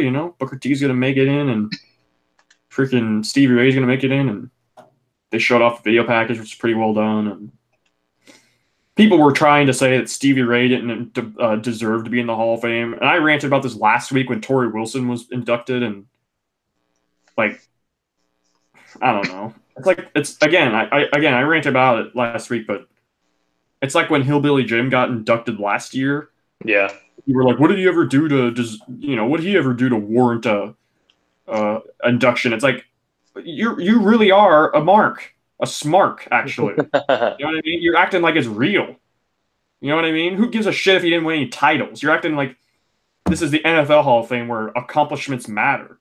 It's entertainment at the end of the day, right? Yeah. So, yeah, Harlem Heat are in. Congratulations to them.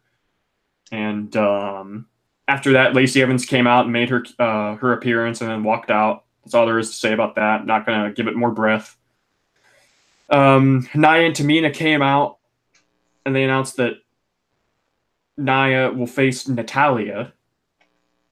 And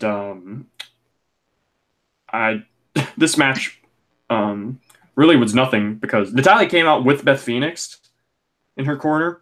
So during this match, in the middle of it, Beth Phoenix just runs in and attacks Nia for the DQ, like instantly after the match starts, pretty much. It was like a minute after. And then freaking Beth and Natalya get destroyed. But then Sasha and Bayley come out and make the save. And it looks like we're going to be getting a triple threat women's tag title match at Mania between the Divas of Doom, Sasha and Bayley, and Nia and Tamina. So, meh. You know what I mean? Yeah, I mean, it's going to be. I think you're going to see Sasha and Bayley retain. I would be more interested if it was just Sasha and Bayley versus Natalya and Beth. You know? Well, they got to have a heel. They can't go in. Well, they could have a face versus face match, I guess, right? I honestly think if they do that match, they're just going to have Natalya take the pin, so it doesn't even matter that there's heels in it. Do you think that the heels are going to go over? I hope not. I seriously hope not, because that would already freaking that would already take those titles down. You know what I mean? And that's not what you want to do with a new what's the word I'm looking for? A new title, even though the women's tag titles aren't new. You know what I mean? Like the women's tag titles have been around for years before WWE did this. Yeah. That's why every time they say the first ever women's tag titles, it doesn't make sense. So yeah, that's it about that. And Triple H comes out, and here we got the best segment of the show, in my opinion. They hyped up a Triple H and Batista face-off. Triple H comes out in jeans and a leather jacket, and that's how you know Triple H is serious. That's why you know he ain't taking no shit anymore. Triple H comes out, Batista comes out with security guards, and I noted before Triple H had his line. I'll get to that. I'm not going to say what the line is yet. But before Triple H had his line about the security guys, I noticed one of them as an indie guy. Yeah. I noticed one of them as the Savage Gentleman, like the bald bearded guy. I don't know if you remember what it is, but no, I mean, I don't really. He has like a pointy beard a little bit. I noticed him totally, and I was like, wow, I actually noticed one of them for once, you know. But Batista comes out and freaking he tells Triple H that he wants what he wants, right? Like he wants Triple H to give Batista what he wants. And I think it was kind of stupid that he was being so vague. And but this line he said over and over again, but he was spitting so much, dude. I could not help but laugh at how much he was spitting. I started laughing. Honestly, it kind of added to it in a weird way. You know what I mean? And like a weird way it added to it. He was spitting everywhere. He was like, give me what I want! Give me what I want! And Triple H is like, I'm not gonna give it to you! But he doesn't even know what it is. Because Batista hasn't said what it is, you know? Yeah. So eventually it turns out that Batista wants a match. Big shocker, right? Batista wants his match at Mania with Triple H, his farewell match, his last match. So Batista just dropped the bomb that it's going to be his last match at Mania. But he also said that it will be Triple H's last match. You know? So that was a cool promo, I thought. Oh yeah, I forgot the best line though. Triple H said, I'm going to step out of this ring, tear through the guardians of the independent scene, and beat your ass right on that stage. The guardians of the independent scene. I like that they acknowledged that they're indie guys. You know what I mean? I also like that they acknowledged the fact that he was in Guardians of the Galaxy. Yeah. Because usually they'd probably just be like, oh yeah, you're a Hollywood guy. And like... Yeah. And, just on an off note, how about James Gunn being on? I bet Batista's real happy about that. Yeah, I'm happy about that. I love the first two movies, so I mean, well, the second one was kind of meh. The first one was good. You know? I like the second one too. I enjoyed it, but it was pretty predictable. But then again, every Marvel movie's predictable, with the exception of Infinity War, in my opinion. Honestly, I haven't been keeping up with it. I literally just watched like. The thing is like I like Guardians because it doesn't feel like every other Marvel movie to me. It's very exactly. It's very comedy based, and I really like that because like I'm like a goofy dude, so like I love... Gosh. Your dad doesn't just have sex, Maxie. Your dad fucks. Your dad doesn't just have sex, Maxie. Your dad fucks. Well, your impression was better than mine. I kind of learned that I'm above average with impressions, but I'm not great. So yeah, like your Braun Strowman impression. I'm gonna destroy that car. This car is gonna get these hands. This car's gonna get these hands, and if those Saturday Night Live clowns think they're gonna do anything to me, they're sorely mistaken. Because I'm ready for that Beastie Boy. I like how you keep bringing up Beastie Boy, but he hasn't been in a program with Brock in like months now. Yeah, right. He has to mention Beastie Boy every time. Yeah, right. Oh, that's funny. When I get in my car, I want to listen to some rap, but only from white artists, so I put on some Beastie Boys. Well, that was a good one, huh? You're so proud of yourself there. Yeah, just a little bit. So yeah. So what was I? Triple H said, all right, you want a match at Mania? We're still not through Raw because we can't stop going. I know, this is a long review. Remember when we said this was going to be like less in-depth, but I'm still going through segment by segment? Who cares? We're still chill about it, I guess. Yeah, right. It's not like 100% crazy. So Yeah, but freaking Triple H is like, yeah, you want a match, you got it, but it's no rules, no restrictions, no holds barred. So it's a no holds barred match at Mania. And did honestly, you? I like this. I like this feud. Maybe again, maybe it's because I like Batista, but Mhm. I'm intrigued by this. I I'm like seeing excited to see Batista again. who wins. If it's Batista's farewell match, I'm inclined to believe that it's Triple H winning. You Yeah, know? and Triple H has kind of taken losses at Mania. I think Batista will do the job for him. Yeah. And speaking of farewell matches, Kurt Angle comes out and he's making his announcement in his hometown of Pittsburgh Hmm. that uh he's announcing that at WrestleMania he's going to have his final farewell match, and he got big round of applause, and he said he wants to thank everybody, thank the fans, and he said he wants to have one last match in Pittsburgh, his hometown. And Apollo Crews came out, and Yeah. I thought that was cool because they've been playing up like maybe a month or two ago that Apollo was a big fan of Kurt. Hmm.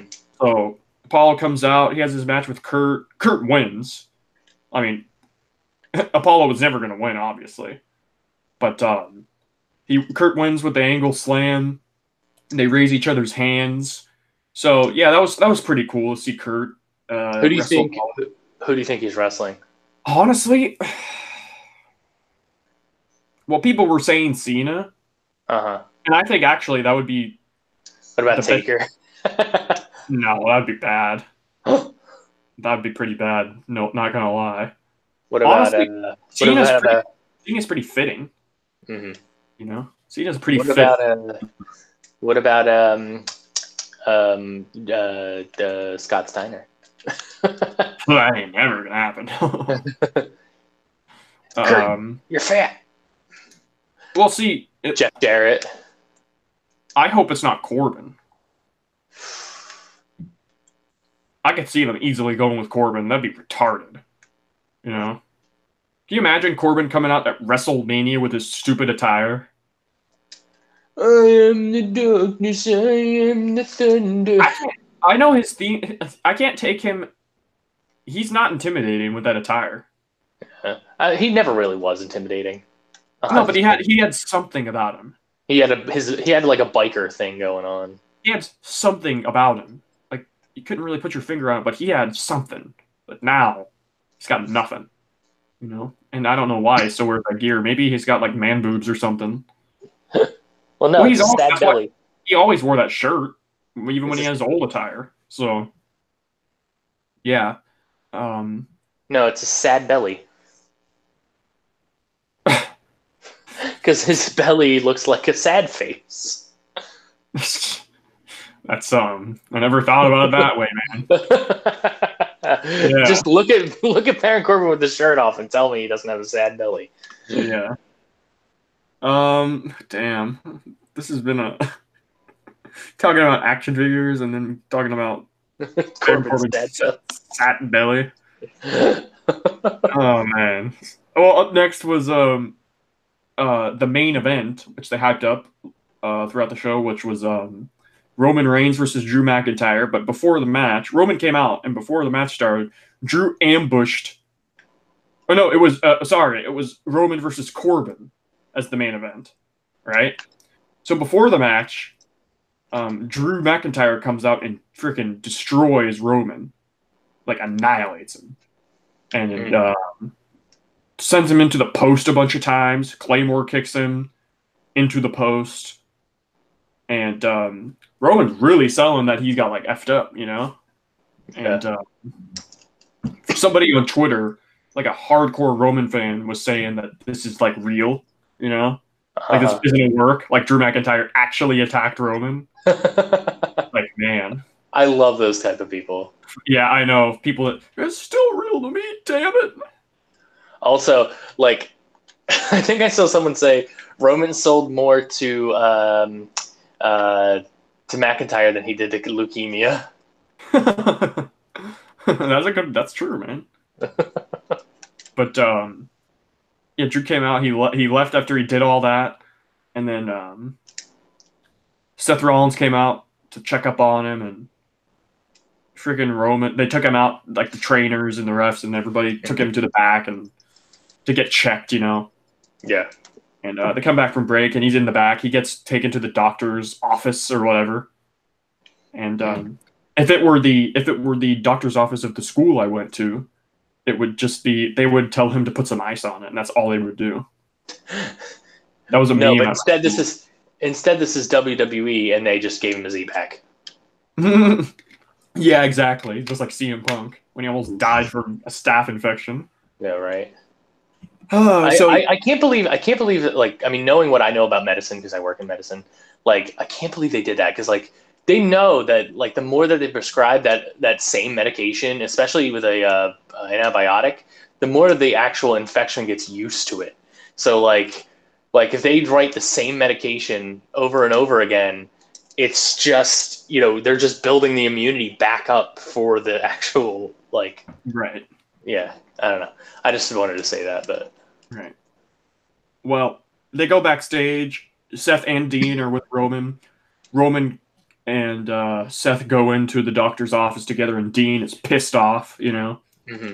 And he starts running. Not running. He starts fast walking backstage to like seemingly try to find Drew, and he runs into Triple H, and Dean Ambrose is like, "I want Drew McIntyre. I want him right now, and I want it to be Falls Count Anywhere," which is an oddly specific match to demand. Right. But yeah, I mean, you would think he'd be like, "I want like a no holds barred match," or Right. But I was cool with this because this was actually a fun match. So it's Dean Ambrose. Triple H accepts it. He grants it, and it's Dean Ambrose versus Drew McIntyre in a Falls Count Anywhere match. And honestly, they had some fun offense. They had some fun stuff during this match. They went through the crowd. But during the commercial break, they went to the concession stands and merch tables. Like, I would have liked to see that. They just showed it via replay, because it happened during commercial. But when we got back from commercial, they were just in the same area as before, like the same exact area. So we missed all that. So that was kind of unfortunate. But yeah, they had a lot of and this Falls Count Anywhere match was actually better than the one they had. Remember the one between Seth and Dean? Yeah. When Lashley helped Dean win, when it finished in the ring. A Falls Count Anywhere match finishing in the ring. What's the point then? I mean, I guess the ring is anywhere. I know, but it's just dumb to have a freaking. It's like having a no DQ match with like no weapons. So you know what's funny is that like they use like these Falls Count Anywhere, no holds barred, and like no disqualification as interchangeable, but they don't mean the same thing technically. Yeah, exactly. Because like no holds barred means just like no any hold that you can use, you can use anything. Not that there's like no rules. Just no holds barred. No holds barred, meaning that like you can choke somebody if you wanted. Well, you can choke somebody anyways. Yeah, but I meant like a sleeper or like you know what I mean. Like, what if you like Ric Flair's crotch grab? the dickplex. The dickplex. Yeah, no kidding, man. Oh my God! Yeah, we got to talk about the Priscilla Kelly thing afterwards. Okay. I mean, no, we can wait if we want. But. All right. Freaking what was I? Oh yeah. The finish on this match was pretty brutal too. They go over by the announce table and it looks like they're teasing getting put in through the table, Mm-hmm. And freaking Dean hits a back body drop, I think, onto Drew through the announce table. And not through it. I think he just like landed on it, didn't break. Mm-hmm. But it still probably hurt because I don't think it was entirely cleared, which probably does hurt a lot when that table ain't cleared. Like when Randy, that throw he does to his opponent, he never clears the table. Well, remember when WrestleMania 30 when Randy went through the table and hit his back on the monitor and cut his back open really bad? Yeah, exactly. You remember when he did an RKO to somebody through the table? I can't remember who it was, but then his foot went through the table. Oh no, that wasn't an RKO. That was just him on top of the table. Oh, was it? Yeah, it was. Yeah, that was a Smack. I think that was a It SmackDown was a episode. SmackDown. I remember seeing a video of it. I can't remember what it was, but Yeah, he messed up his knee. He like went through the table. Why was it? well, no, he got up. He got up and was like laughing it off. Yeah, but then he was laughing it off. But then he was like, "Oh shit" or whatever. He was like, "Ho ho ho!" Like he Oh was yeah, yeah, you're right. trying Yeah, to play that it was off. on. He was like, "Oh fuck," you know what I I mean? saw the reason why I remember it because it was on an episode of Edge and Christian. Yeah, that was gnarly, man. That could have been bad. It could But have. so they're over by the announce table, and you know how there's steps leading off the stage Mm-hmm. onto the stage and everything. And there's Yeah. like a guardrail there, and not guardrail, but like railing for the steps, and it's like a metal railing. And Drew positions Dean. He gets him tied up in the railing. Did you see this? No. Well, he gets him in the railing, and he Claymore kicks him while he's stuck in the railing. Mm-hmm. So that was actually a pretty cool finish. The railing broke off and everything. Mm-hmm. Obviously, I think it was supposed to, but even still, you know. So we've so he- established that Dean's a face now, right? Yeah, they retconned the shitty Seth and Dean feud, which I'm glad about. So, Drew McIntyre destroys Dean like that. Mm-hmm. Pins him 1-2-3. He wins the Falls Count Anywhere match up on the entrance. This was a fun Falls Count Anywhere match. It was better than the last one. And after the match, right as the show was about to go off the air, like right as the show was going off the air, he Claymore kicks him again and destroys him some more. And that's why I think, and that was the end of Raw. And that's why I think Dean Ambrose is done. I think he's done after this. I think he's actually leaving. I think this was their way of getting him to leave. Really? I think this was his way of writing him off. I think they're going to bring this up on Raw. Honestly, I don't. I think.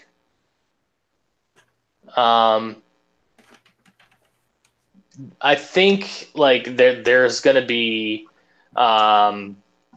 like there's got to be a WrestleMania match. They can't let someone as big as like that they've invested so much in, like Dean Ambrose, leave out of one WrestleMania match. No, what are they going to do? I mean, at this point, I'm just going to say they're going to do a tag team with him and Roman. No. I think it's going to be after this. I think it's going to be Roman and McIntyre now because of this. Yeah, but I mean, you have to do something with Dean. Like, I think he's leaving, dude. I don't know. You're not going to do. let Dean walk like that without getting your WrestleMania match out. I don't think Dean cares at this point. Hold on, give me just a second. I'm muting. All right. I don't really think Dean cares all that much, to be honest. I think he's just gonna leave. I think this was their way of writing him off, and if it's a work and stuff, and he actually shows, I don't know what they do with him though. I don't think anybody wants to see Dean and Roman versus Corbin and McIntyre. I don't think anybody's interested in that. I'm much more interested in seeing Roman versus McIntyre at Mania. I got it. I know exactly what's going to happen. It's going to be Roman versus McIntyre. The ref's going to be knocked down, or it's going to be a no holds barred match, or something like that, or like no DQ. And so then you're going to see, this is where Corbin's going to come in, because Roman's going to have like the ooh-ah, he's going to hit the Superman punch, get ready for the spear. Corbin comes in. Who makes the save? Dean Ambrose. And then so then at the end of the match, like Roman wins, but he gets like he wins, obviously, like it's not like he needed Dean to save him, it was Dean to even the odds. Right. And then maybe if he's leaving, that's what they're gonna do. You know what they could have done? They could have held off on this Falls Count Anywhere match for WrestleMania and have Drew go over Dean at Mania in a Falls Count Anywhere match in a brutal way. And then what do you do with Roman? Although, okay, but if that's gonna, I keep saying this is how they write him off TV, but like they've blatantly, explicitly mentioned that he's not renewing, right? Yeah. So why would you need to write him off? You know what I mean? True. There's no need to write him off if you're already giving an explanation that he's not going to be there. I don't know. I don't know, man. This is a good. I'm wondering what's gonna happen, man. Yeah, and I mean, like, and like, you know how I've gone at Dean a couple times. I don't want to see his final match be this. I thought this was kind of a cool way to go out if he does. I don't know what you do with him at Mania though. Like, I mean, I don't know. I just hope it ain't against freaking Corbin. I hope Corbin doesn't get a match. Honestly, I think Corbin should just be on the freaking kickoff show in the Battle Royal. Because Corbin does not deserve to be in a prominent match. I'm so sick of... I don't even have anything against Corbin, honestly. He's just the blandest, most boring freaking... And he's annoying. He has, like, the most go-away heat ever with me. Hey, you're not me. I'm me. What? You remember when... who was it that named Corbin the special guest referee because he had no other friends? Kevin Owens. Was it Kevin Owens? Yeah, it was Kevin Owens. Right. He had no other friends. So he was like, Baron Corbin, you're going to be my special guest referee. And then remember when Baron Corbin refused to count the pin for... I can't remember who was against Kevin Owens, but he refused to count the pin. And then Shane came out and he was like, give me your shirt. I'm going to be the referee. And then he was like, wait a minute. You're not me. I'm me. It's like, what the hell does that even mean? It's the dumbest shit I've ever seen. What does that even mean? He was like so surprised that like Baron Corbin, I'm saying that Shane was gonna take the ref's shirt away from him. Yeah. Man, but like, dude. and he just was not ready to speak. He was, you're not me. That impression that you're doing sounds like a stoner. He does sound like a stoner. He kind of sounds like freaking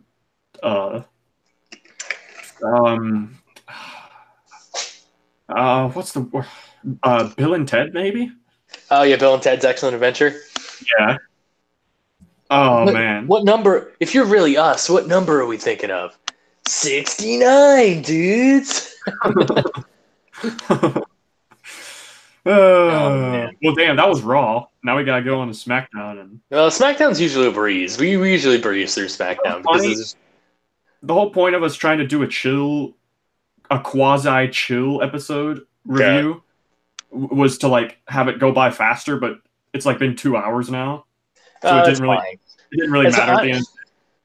Yeah, I mean the thing is that like it doesn't feel like a slog when we take time to like actually talk about shit we want to talk about. You know what I mean? Yeah. And I didn't take any notes again. Normally, I'm gonna take notes of the finishes, anyways. And talking about Baron Corbin's sack tummy. Yeah. And the horrible freaking. You know how many times I beat dead horses on this show? I'm a broken record. Someone call PETA. Yeah, exactly. Or new Daniel Bryan. Yeah, he'd freaking. I'm gonna venture to guess that Brie Bella has a couple fur coats. Yeah. What does Daniel Bryan think about that? You know what's really funny is I was actually just watching an episode of Camp WWE where Brie Bella goes vegan. So. Oh, how about that? Oh, did you see? I told you that Brie Bella's retiring. Did you see that? Yes. Yeah. I honestly thought she was. So. I honestly thought they were gonna have Nikki and Brie win the tag titles. Oh, if they would have done that, you would have cut your nuts off. Would have sucked dick, dude. That would have been horrible. You can look, but you can't touch. If I had like a smaller mic, I would literally just wrap my mouth around my mic and go Brie mode. I can't really do that with this I'm using mic. my PlayStation headphones, so I can't do it, unfortunately. Yeah. But yeah, we'll get on to SmackDown now, I guess. And the show opens with Shane McMahon. He gets booed. Come on, Nikki. Sorry, I had to get that impression in there. Who was that supposed to be? Brie. Really? Come on, Nikki. Like if she's outside the ring and yeah. Okay, I see. Well, the show opens with Shane and he's getting booed, and the Best in the World trophy is there, which I thought was a nice touch for this. And Oh yeah, it definitely gets the heat on him. yeah, because Miz always had in his segments brought the trophy along with him, so it's like a nice touch that the trophy's there. And Shane is introduced by the ring announcer Greg Hamilton, and as the best in the world. No, just as Shane McMahon. Mm-hmm. And then Shane is like, he forces him to do it again. Tells him to introduce him as the best in the world. And Shane gets pissed that it wasn't as enthusiastic as he wanted it to be. So Shane grabs him by the face and he's like, "Do it again!" You know? Mm-hmm. And he does a great job again on the third time, you know? And Shane's happy then. And he's asked, he's saying, like, he's explaining why he turned on Miz. Yeah. He was saying that, like, you know, every time it was, what can you do for me? Or, you know, what right. not, you know, what can I do to, or what can you help me with to get you ahead or whatever? Yeah. He said, people keep asking me why I turned on Miz, and he uttered the famous McMahon, quite frankly. Quite frankly, I'm sick of it. I'm sick of all the people in my life, not just all of you, all the superstars in the back, and all the WWE employees asking me what I can do to get them ahead. Pretty much just what you said. Yeah, he's pissed off about this, and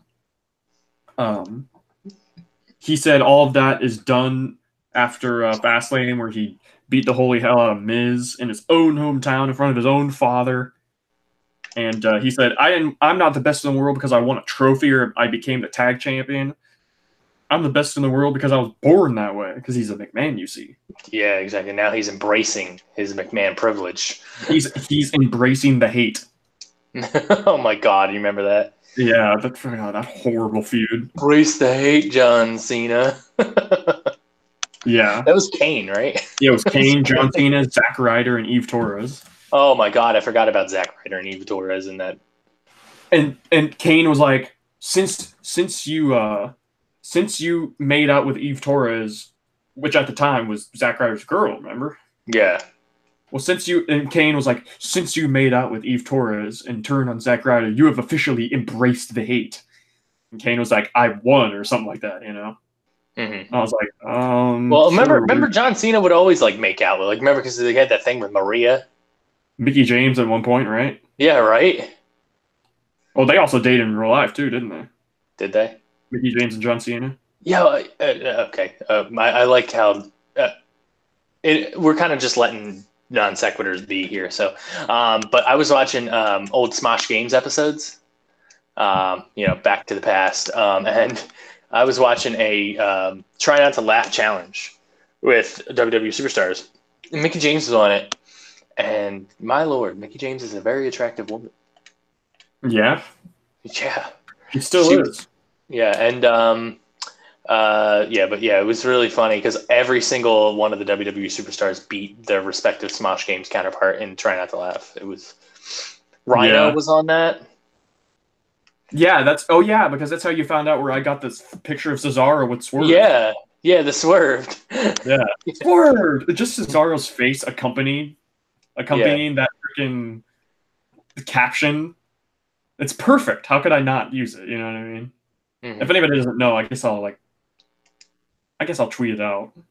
What was I talking about? Oh yeah, but even through all that stupid storyline about how they were talking about how Mickie James was old. Remember that feud she had with Alexa? Yeah. She, like, Alexa brought her adult diapers, you know. And remember Biscuit Butt? Biscuit Butt. That they tried so hard to make that catch on, dude. It was just never gonna catch on. Never. So yeah, Mickie has aged very wonderfully, and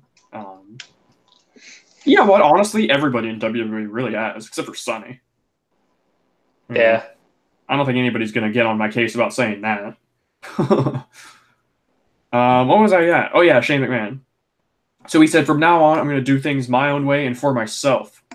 And he said, the best part is the last thing Miz saw when I was choking him out was his father's baked potato face. That was funny. That was a funny line. And that felt good. That set off a spark in me that's never going to go away. And he said, I'm telling you, Miz, I've not got a request but an order, because at the end of the day, you work for me. I had such an amazing time beating your ass that I'm going to continue that very notion on the grandest stage of them all, WrestleMania. And he said, get ready for another best in the world beating. And it's going to be awesome. Gimmick infringement. Yeah, right. Also, how long do you think that this McMahon like Mad with Power stuff goes on until Linda shows up again? Never. Linda ain't gonna show up again. You don't think so because of her role in the government? Yes, that's true. But even without that, I don't think she'd show up again. To be honest, I think she's Really? done. I think she's done. Yeah. I think for the right like if she wasn't involved in the current regime of the United States of America, I think like we would, see her at least once or twice more. I don't know about that, because even before she did that, she wasn't featured on anything. You know what I mean? Well, I don't think she would be like on week by week, but I think like they would have like brought her in for like something. They're gonna have Vince McMahon make out with another person on the roster while Linda is in a wheelchair in shock. Sasha Banks. Had a dream I hadn't made out with my boss. No, if it would have been anybody, it would be Mandy Rose. Yeah, no kidding. Or Lacey Evans. Yeah. But probably Mandy Rose. I don't think... that would never fly, man. Can't get away with that anymore. Nope. And dude, have her bark like a dog. Oh my gosh. That was so cringe. That was so cringe, dude. I'm getting flashbacks. Okay. Well, after that, we had an 8-man tag match. Aleister Black, Ricochet, the Hardy Bros, versus Rusev, Nakamura, and The Bar. And this was chaos, man. You laughed at what Ray was wearing. Oh, yeah. He looked like he was wearing a fucking bikini. You said he looked like he was wearing a banana hammock. Banana hammock. He looked like Borat. Yeah. Oh, like Sacha Baron Cohen. But when I watch talking about people that we watch sometimes. Sacha Baron Corbin. Yeah, that's what Monster calls him. Sacha Baron Corbin. Wait, that's who? Monster. Oh, okay. He calls him Sacha Baron Corbin. That's funny. That always cracks me up. Sasha Banks Corbin. Yeah. Oh my gosh. Yeah, I didn't really... I mean, they're just overalls, you know what I mean? So... Yeah, it's just the colors, because it was the flesh-colored pants. Yeah, and he had question marks, so it must have been his Riddler gear. Because you know how he like wears gear, like... at WrestleMania 25, when he faced JBL in that 15-second squash match, when he won the IC title, he wore his Joker gear. You remember that? Yeah, barely. When JBL quit. I quit. I remember that, yeah. He quit just because he lost in like 15 seconds. Well, and then honestly, like when he did that, I didn't honestly think he quit, and he never came back. Yeah, exactly. He became a commentator, a shitty-ass commentator again. Right. And he's a terrible commentator. He's awful. He also likes seeing muscle women naked, so. Yeah, while watching NXT. That was hilarious. Oh my gosh. And then he blocked a bunch of people who like pointed it out. No, he's like Goldust. If you just talk shit about him, he just blocks you. Yeah. Like don't bring up Black Rain. Yeah, I was gonna say don't bring up Black Rain around Goldust. So eventually, this 8-man tag match, it's all over the place, and it ends in a no contest because New Day come out and they destroy everyone. And I guess they're pissed off, of course, that with Kofi. Kofi got screwed, and they beat everybody up. They send their message loud and clear. And then it cuts to an Usos backstage segment, and they start talking about just all the tag teams, and nobody's worth their time, and we don't know who we're gonna face, and Just give me New Day, right? we're gonna welcome everybody to the Uso Penitentiary. You know, I think we're gonna see the New Day win the titles and Kofi win the.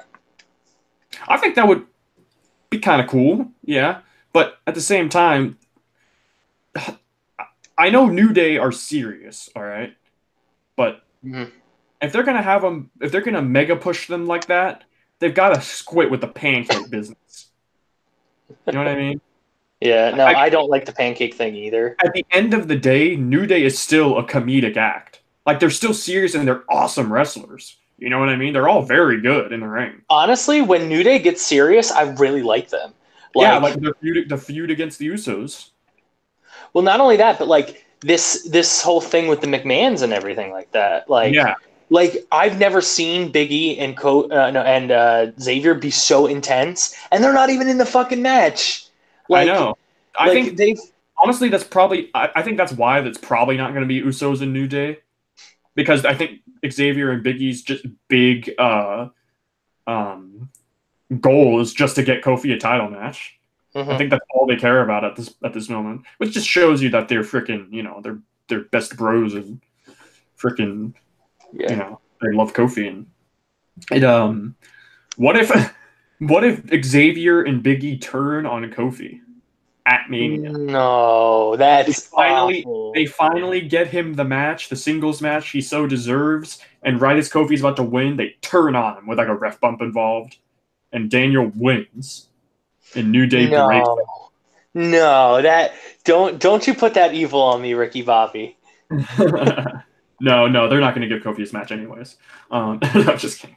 I think Kofi is a shoo-in, but we'll talk more about the implications of that later. So that match that big 8-man tag match goes to a no contest, and Randy Orton comes out. And this, honestly, I love this segment, the Randy Orton and AJ segment. Randy Orton comes out, and he says, "There's something I gotta get off my chest. This is the house that AJ Styles built, right? Well, in 2002, AJ was wrestling for $10 a night in a high school gymnasium in front of 10 people while I was here making my WWE in-ring debut. In 2004, AJ was shaking hands with his opponents in bingo halls, and I was the youngest champion ever, youngest WWE champion ever. Of course, they're never going to mention who he beat to become the youngest champion ever. Don't worry about it. But but I thought about this and I was like, well, I mean, I would hardly call ROH a bingo hall. You know what I mean? I mean, but Vince would. Vince would, yeah, and I'm not saying that the ROH crowds were huge or anything, because there were some small ROH crowds. You know what I mean? Mm-hmm. Like, the indies aren't like they used to be. The indies actually used to be relatively... There were a lot of small crowds, even for big indie promotions. Like, PWG's a big indie promotion now, but back then, they were small, dude. Those were some small shows. And, like, even Ring of Honor had some small shows.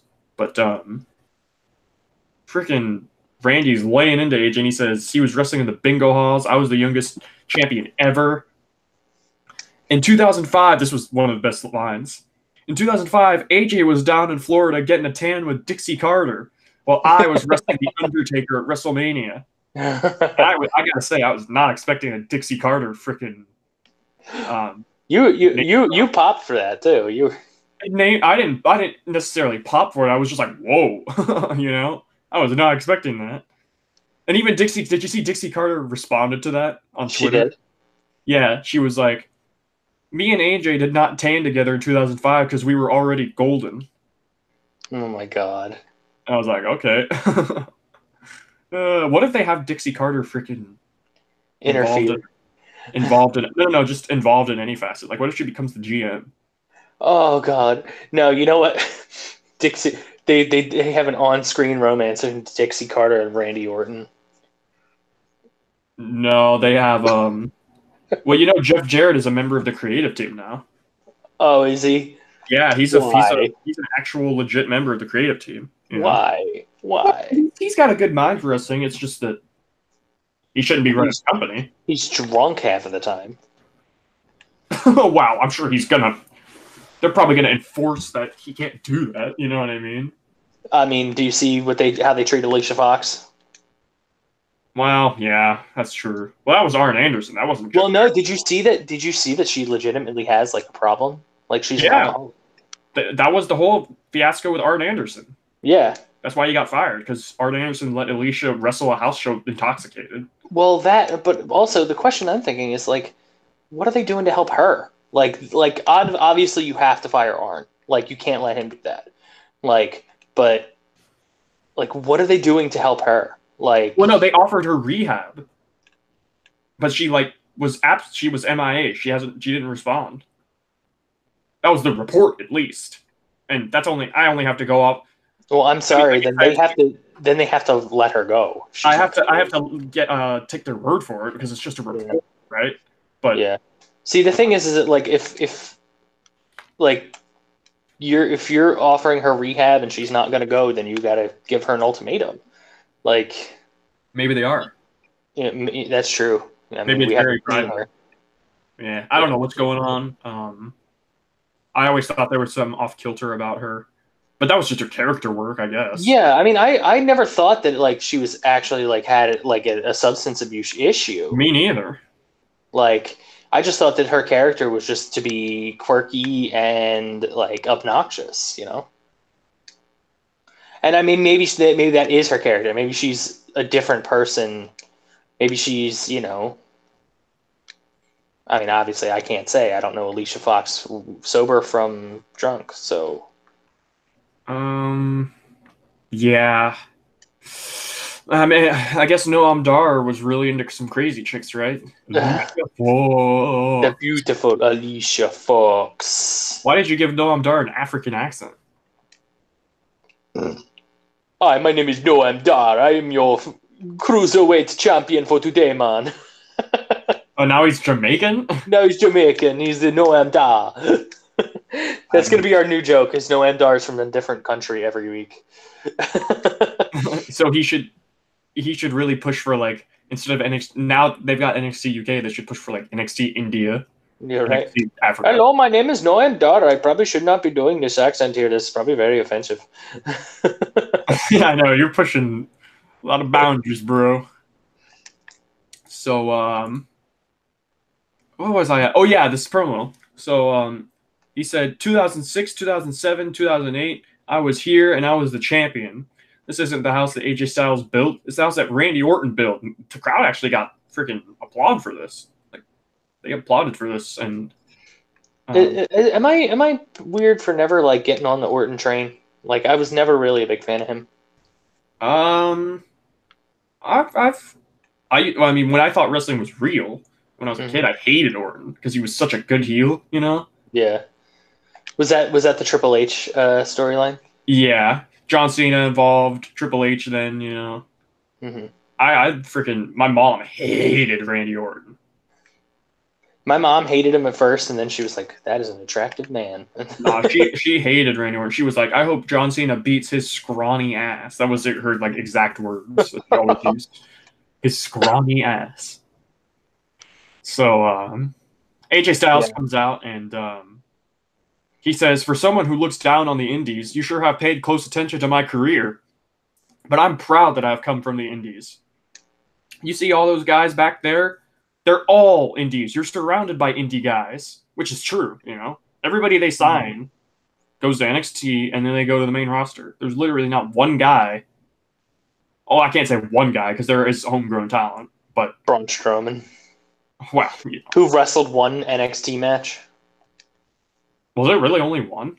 That's what he said. He said he's only wrestled one NXT match. And that was before he was with Wyatt family, right? Yeah. I think he meant like it was one televised match. He probably worked house shows all the time. Right. But like it was one televised match. And that was when he was bad. He got called up too soon as well. Oh, he was green as goose shit. Yeah. Unfortunate that they actually managed to turn everybody into a Braun Strowman guy, and then they just botched it. You know? Yep. Oh well. So AJ tells Randy that Randy was built for WWE, and that's good because you couldn't have made it on the indies. not with things like your pose, and he does the Randy Orton burn in my light pose, Yeah. and he goes, and not with a knockoff diamond cutter, and that was a sick burn, bro. He should have mentioned, and not with you shitting in people's bags. Not with you touching your dick and then shaking people's hands. Oh shit! I forgot about that. That would be in a New Day rap battle with Randy, hosted by Oh New Day. god. Yeah. So Yeah. Well, I mean, also, wasn't Randy the one who got Mr. Kennedy fired because he was dangerous? well, it was right after Mr. Kennedy returned. Remember, it was that big tag team match, and they were all wearing those Lakers jerseys. You remember that? Because they were. Oh yeah, it's the Lakers versus the Nuggets because the Nuggets. I forgot about that. That's true. because what happened was the Nuggets had a playoff game scheduled for the same night as Raw, and they told them, they were like, we can't reschedule this playoff game. You have to find a different venue. And then just so happened LA was open or something like that night. So Vince got super petty and put all the faces in Lakers jerseys and all the heels in Nuggets jerseys. Oh, you mean the show was originally in Denver? Yeah, the show was originally in Denver, and Denver was in the playoffs at that point. Right. And the owner of the Nuggets, the owner of the Pepsi Center said, we can't move or reschedule this game. It's a playoff game. So he was like, so Vince was like all pissed about it, and he was so petty that he made a match where the Nuggets got destroyed. That's fun. The heels and Nuggets jerseys. Well, freaking, I just it shouldn't. Okay, normally wrestling events are set in stone where they're at, for months and months, right, in advance. Normally, for months in advance. I also think it was the Nuggets were not supposed to make the playoffs that year. It was a big surprise that they did. All right, but even still, if the show has been booked for months in advance at that venue, WWE got shafted. You know what I mean? They did. I mean, they did get shafted, but Vince didn't need to react like that. No, that's funny. I think they deserve it. That's funny. That's funny, dude. So, oh yeah. Anyways, about Kennedy, the whole controversy was that Kennedy dropped Orton on his head, and you could tell, you can just pull up a clip of it right now. Kennedy dropped Orton on head or whatever, and you can tell Orton reacts freaking in the ring badly to it, because he's got anger issues, Yeah. Well, maybe not anymore, but back then. But no, he just has issues touching his hand and touching his dick and then shaking reporters' hands. Yeah. So so he complained about Kennedy backstage, and that was Kennedy's return. Remember, he returned that night, and that was the last time we ever saw Kennedy. After that, wasn't he involved in some steroid stuff too? He made a dumb comment during the Benoit tragedy that about steroids and stuff, and a few days later he was canned. Yeah, he was I can't even remember what the comment was, to be honest, but it was a pretty stupid comment if I recall correctly. But anyways, Randy Orton talks about knockoff diamond cut. Randy Orton's like, if you're saying face-to-face, man-to-man, that you and your indie pals never ripped anybody off, and then he does the too sweet, which was funny because everybody's ripped off that. He's right. Exactly. But that's actually pretty. You know what? I didn't really get to see this part. This feud's actually getting pretty interesting. I know it's a fun ass feud, dude. Even with the backstage interviews they were doing the past couple of weeks, it's been cool. Randy or AJ goes, you're surrounded by indie pals backstage because they earned the right to be here in WWE. They didn't go to their father to get them a job. Oh, and freaking AJ's going, you want to talk about a career? I'll talk about it. In your first year, you had the stroke from Triple H, the cunning of Ric Flair, and the muscle of Batista, all to make sure you didn't fall. And Randy goes, I've accomplished more than anyone in this industry by the age of 24 than anybody else has dreamed of accomplishing, which is true, He was pretty pushed. And what has he done since? Since he won the world title at 24, he's done a lot. No, I meant like in the last 5 years. He won the Royal Rumble and the title, but it was a very, very shitty feud. And the U.S. title. Yeah, he's done okay, and he's on a lax schedule, so he is kind of a part timer now. He's not a part timer because he still shows up and he just doesn't do house shows. I mean, I think he's earned that right. Yeah. In fact, I think AJ has tried to get a contract like that because he wants to spend more time with his family. Mm-hmm. So, Randy says nobody's ever had to help me, and AJ goes, what about Evolution? What about Legacy? Huh? Here's a blast from the past. You remember Rated RKO? Oh, God. How about the Wyatt family? And then he goes, sounds to me like you've had a lot of babysitters. Oof. And freaking AJ is like, Randy, you're exactly who you say you are, using people and tossing them to the curb. And that's why I got the jump on you at Fastlane. So I'm not going to be the next victim. And Orton's like, you don't have a choice because I'm the landlord and rent's due, you son of a bitch, which was kind of a cool line. Rent's due, you son of a bitch. And I love when feuds are like actually serious, you know? Like there's actually some real like I love callbacks, you know? Callbacks and continuity go a long way in establishing a how long a guy's been there and their history and stuff. And he goes, rent's due, you son of a bitch, and you can make that check out to the most destructive 3 letters in sports entertainment. RKO. And Randy goes to leave, and AJ's like, if you want my rent, you can come and take it. And then he points to the WrestleMania side. And then that sets up the match. It was made official later that night. It's Randy versus AJ at WrestleMania, which is honestly a bomb-ass match. That could be. Oh, it's gonna be. That has potential, man. Oh, it's gonna be a banger.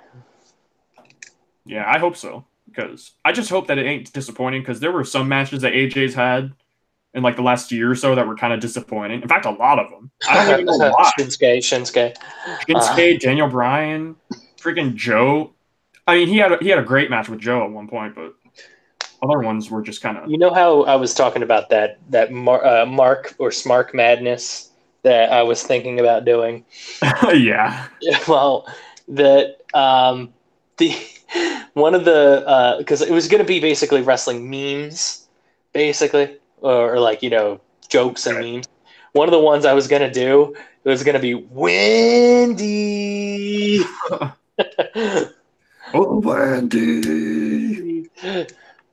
I would love if he just said that out of nowhere. Like, he's not even feuding with AJ. He just asked Wendy anyways. Yeah, right? Yeah. So after that, it's Asuka versus Sonya. And Sonya's pretty much, they botched a finish again. Not botched it, but it was just pretty much the same finish as last time, remember?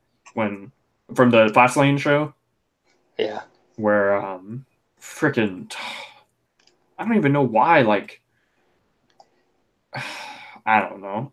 They did the same... They tried to mimic the same style of the apron slippage, but, like... for some reason, it looked even more off this time. If I recall. It looked more, like... not confusing, obviously, is the wrong word, but... like, less believable? Yeah. Like, the first one, I don't know. It was dumb. They should stop with this stupid... What are they trying to do? Why can't you just have, like... Asuka win. Or you can just do the standard-ass... Mandy gets up on the apron, and, like, the ref is distracted somehow or whatever. Maybe he takes a little bit of a bump, and Mandy goes to hit Asuka when Asuka's holding... or when Sonya's holding Asuka in place, but then Asuka ducks last second, so Mandy punches Sonya or whatever. Mm-hmm. I know that's pretty standard and uncreative, but hey, this ain't working. This apron stuff. So Asuka wins with the Asuka lock. After that, Sonya and Mandy again are like bickering, and like Mandy leaves, and Sonya's just standing there, kind of sad looking. And I was honestly half expecting Sonya to attack Mandy, Hmm. but that ain't gonna happen. So No, if anything, I think it's going to be the other way around. I think Sonya's going to be the face. think so. Yeah. Yeah, that'd probably be a better She's idea. the more sympathetic character. Um, yeah, that's true. And she has a claim for fucking. She's got a valid claim to, say that she's been overlooked and hasn't got many opportunities. Yeah. And I honestly think that they should have let Sonya be in NXT a little bit longer. yeah, some of them were a little too called up too quickly. And Well, and I think the reason, I mean, obviously they wanted to put her with Paige, but like, I think that Sonya could be what Shayna Baszler is, you know? with like time and effort. Yeah. Yeah. I think she could have been like the badass, you know? Yeah, I hope they She give could have been, Sonya a honestly, chance. she could have been the foil for Sonya. I mean, sorry, for Shayna. Like, she could have been like the face, like, she could have been a face that's a kick ass person, like, Right. I you know. was I was expecting like eventually. I was expecting Sonya versus Ronda at one point. I don't know why. I shouldn't have expected that because Hmm. they haven't given Sonya like anything. But I think the problem is that like they kind of pigeonholed a lot of those women when they called them up into factions. yeah, Riot Squad and Absolution. Yeah, and I mean, like, even with the Riot Squad, there's nothing going on with them. Like, Yeah, yeah, that's unfortunate too because they don't have any credible women. well, and the thing is that they could build three credible women in the Riot Squad, but no, they're going to just use the Riot Squad as stepping stones towards the heel It's top women. it's because they don't have that many women. Like they have a shit ton of men on the roster, but when you really get down to it, they don't have very many women. When you think about it, I have a question for you and a on the roster. hypothetical. If they were to, let's say, you know, bump Raw down to 2 hours, and then the third hour just be strictly women's wrestling, Um, and no women on the other 2 hours. that wouldn't work. Or how about like you have the main, like, the women's championship stuff on the 2 hours, like you have like the Ronda, Becky, and all that kind of stuff, but then you have another full hour of just like the other women. I don't think that would work at all, to be honest, because you don't ever want to just force something, Mm-hmm. because then the fans are like, well, that's kind of dumb, especially if it's like, It's kind of like 205 Live. well, I mean, that could have worked if they had just like not booked it so badly. You know what I mean? They're just part of the roster like anyone else. You know what I mean? You want to push people in places where people the fans care and support it. You know what I mean? I mean, but we know from Evolution that there is like there's a market for women's wrestling. Yeah, yeah, but It's just like there's not, and I hate to say like there's not enough time because there's fucking 5 hours of main roster, but there's just not enough time to hit every single woman's story. Not like, obviously you're not going to have like Dana Brooke being a main program, but like you can't even get these women like their characters developed at all. well, that's a men's issue too. They don't know how to equally balance things and distribute stories and stuff, and it's way better on SmackDown. It's SmackDown still got its own issues, but Raw's 3 hours and it's still one of the worst produced shows I've ever watched. You know, it's like, yeah, it looks all nice and stuff, but things are all over the place. The production's all over the place. Like, it's just I just honestly I hate, and this is just a problem with WWE lately in general, not just the women's. but I hate when the storyline is just you have a title, I want it. Like there's other story like there's storylines like that that can work. Like, you have this title, I want this title, but and then I'll do whatever I need to get it off of you. But I like storylines that have a little bit more to them. Like, yes, they can involve a title, but like I like this like the what's the story with AJ and Samoa Joe, with the thing with he was going after talking about his family and Wendy and everything like that. But yes, it was also for the WWE title. Like, I don't know. Maybe I'm wrong in thinking that way, but I always felt like back in the day when like used to watch as a kid, um, it was not just about the titles. It was like, okay, there's other underlying things as to why I hate this guy and I'm feuding with him. Yeah, and I'm just saying that they need to take a page out of NXT's book and just somebody's career is not going to be ended if they miss an episode of Raw. Why don't you just do what NXT does? I know it's a taped show and it's only an hour long, but honestly, Raw's 3 hours. You can have somebody miss an episode of Raw, but hype up something they do next week. They don't have to be on every show. That way, you actually give people more of a chance to do stuff, and instead of just being thrown out there into like a 3-minute filler match. Well, that and like how many times have you watched like a regular episodic show and then like gone through the entire episode and go, oh wait, there was a storyline that was going on that they didn't even touch, and it's okay because they touch it in the next episode. Right. It's a Like long. that's exactly what you're talking about. Yeah, I mean, I used to watch American Horror Story, and there would be like a subplot that they wouldn't talk about for like 2 episodes, and then they'd come back to it, and you'd be like, oh yeah, that is a thing. But it didn't piss me off, or like make me hate the storyline. I'd be like, oh okay, yeah, I forgot about this, but it doesn't mean that the show's bad. Right. Like I think they could do that with some sort of like wrestling stuff too. Like, They can and easily use the. it would also give the wrestlers a lot more time for rest and not getting injured so much. Yeah, well, that could just be easily freaking remedied by not having as many house shows, Yeah, yeah. But Honestly, I would not want to be a WWE wrestler because like some of those house shows, man. well, again, going like back to NXT, how many times whenever you watch NXT, and again, I know it's tapings, but it just works that way because of that. Actually, like every time you watch NXT, they have a match set in stone 2 weeks later, right? Like Yeah. 2 weeks from now, we get to see freaking, whoever, right? 2 weeks from now, it's going to be Keith Matt Lee Riddle versus. versus Matt Riddle versus Cassius Ohno again. No, I'm just Well, no, they're done with that.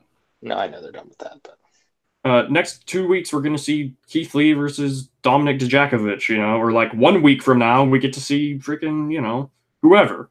Why don't they Or do they'll, that like, on Raw? yeah, hype up like a women's championship match.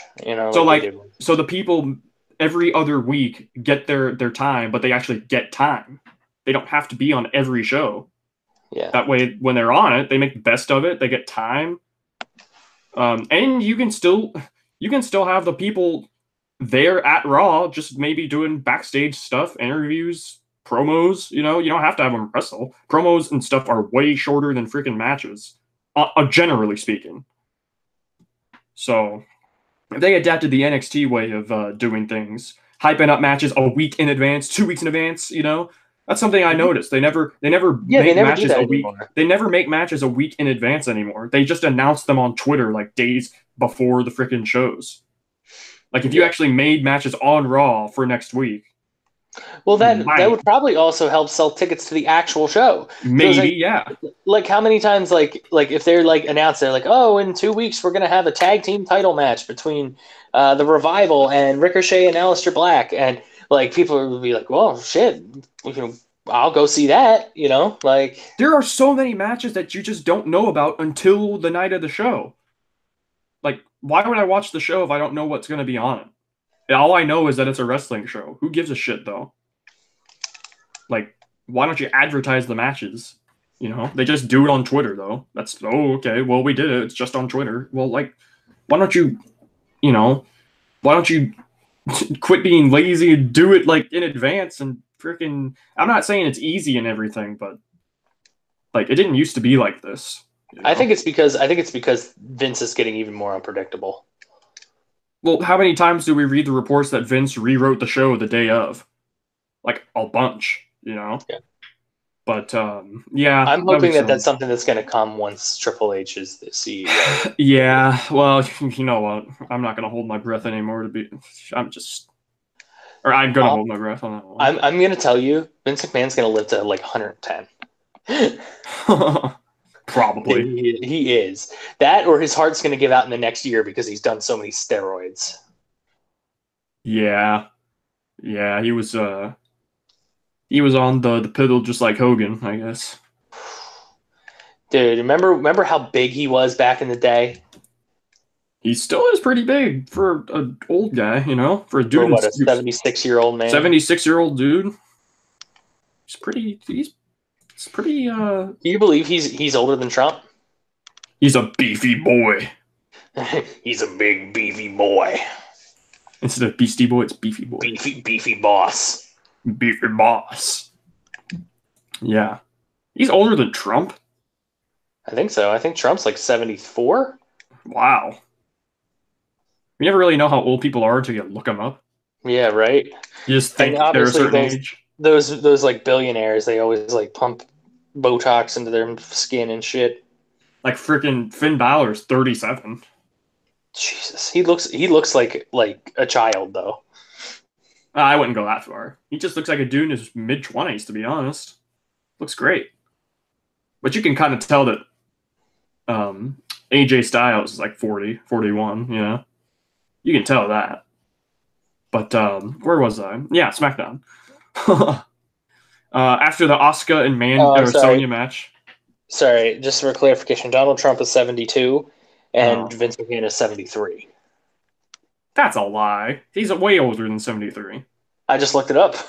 That can't be true. I could have swore he was like older than that. Huh. What's wrong with me? Kind of like when I thought Boogeyman was fucking Godfather. You know? But they're like, but they gotta be brothers, right? They have to be brothers. They have the same last name. I mean, Martin's a pretty, you know. Yeah, but they're both like, they have the same complexion, you know? Let me see. So, all right, while you do that, I'm going to get on with SmackDown. Mm-hmm. It's been a long-ass show. So, after the Asuka and Sonya match, it goes to a backstage segment with Iconic Duo. They call out Sasha and Bayley. They confront them, tell them to show up to SmackDown. After that, Becky Lynch makes her entrance. She's on the crutch, and I was like, oh, she's still on the crutch. But then she throws the crutch away. And I was like, thank God. Thank God the crutch is finally gone, you know? And goes to commercial break. My voice just cracked. So it comes back. Becky's in the ring.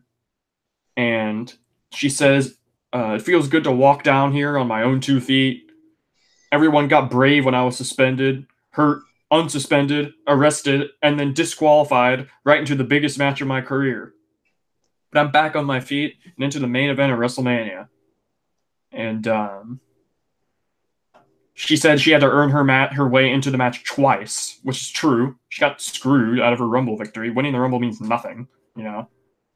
So, she said, I got Ronnie so wound up that she did my bidding for me. And she said she's going to repay the little weirdo by taking her title and ripping her arm off at WrestleMania. I love her calling her a little weirdo. It always gets me. And she says, Becky Lynch says, I don't care who I have to beat anymore. At WrestleMania, I'm going to reclaim everything that belongs to me and everything they've tried to give to someone else. And then Charlotte comes out. And can I just say I'm kind of sick of freaking Charlotte cutting the same exact promo over and over again? Yeah. Like, also, your answer is no, they are not related. Godfather was like a wrestler for like a long, long time, and he was from a wrestling family. Boogeyman was a tough enough reject. So damn. Oh, they have this. So they just so you mean to tell me I thought that Boogeyman was the Godfather, and very coincidentally, they just happen to have the same name? Yeah, right. What That are is the kind of odds? pretty coincidental. What are the odds, man? Damn.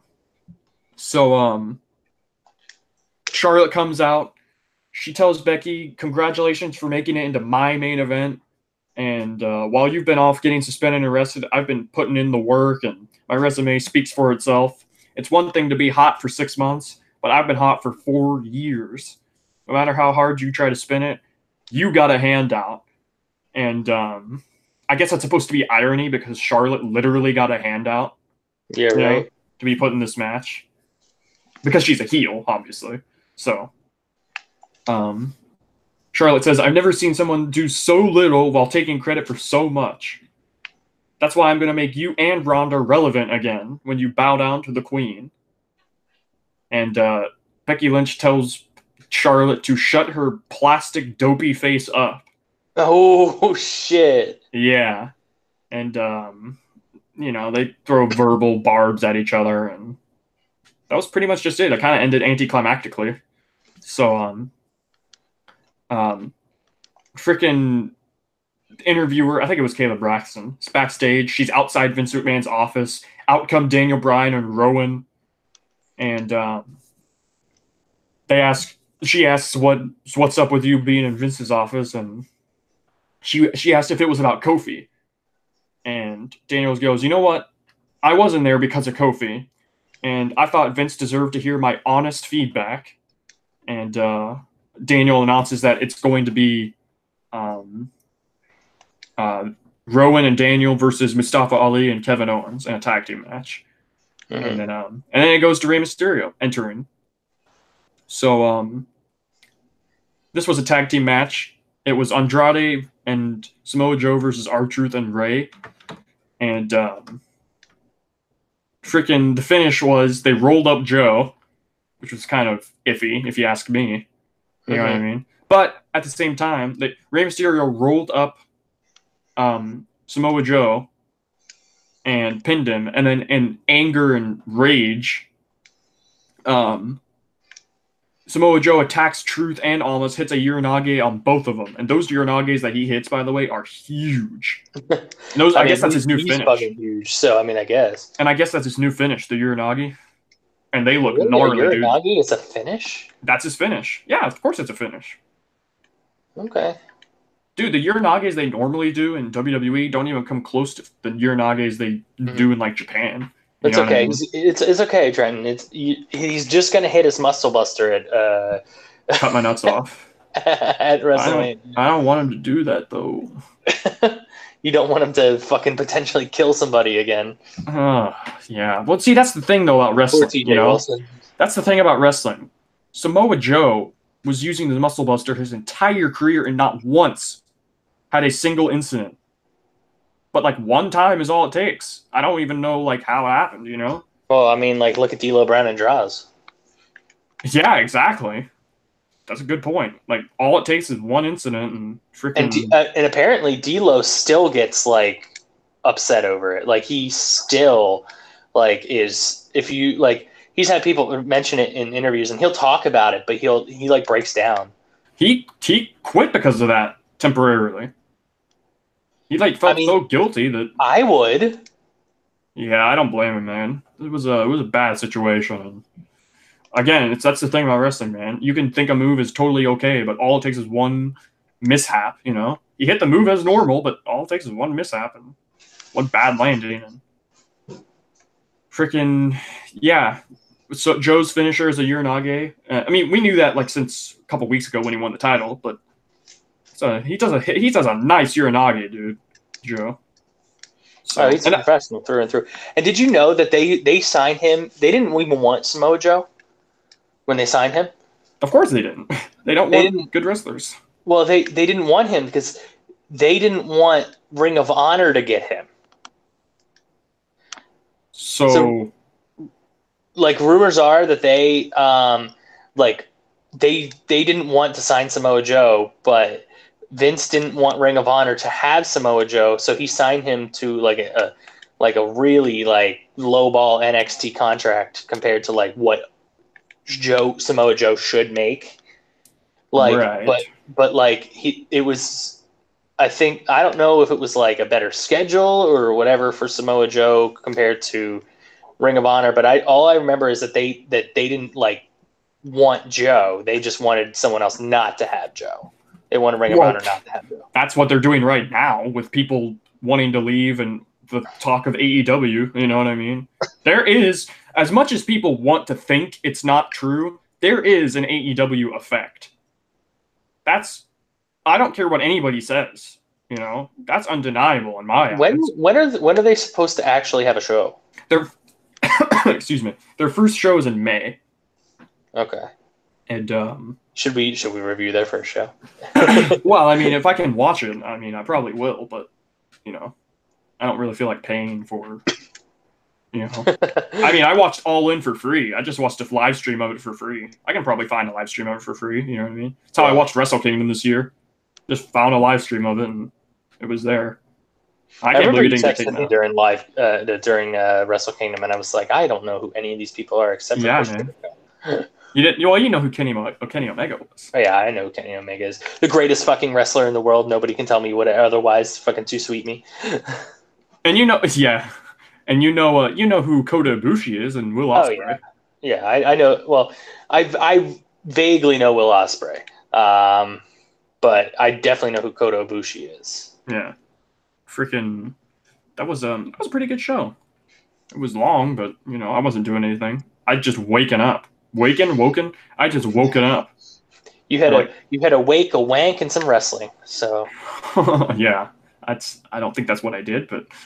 I don't recall that exact day, but up next is Daniel Bryan and Eric Rowan versus Mustafa. Oh, but by the way, they were hyping up that Vince McMahon would offer Kofi Kingston his WrestleMania opportunity. So we all knew that it was going to be like some sort of bullshit. So yeah, probably, but that was the main event segment. But freaking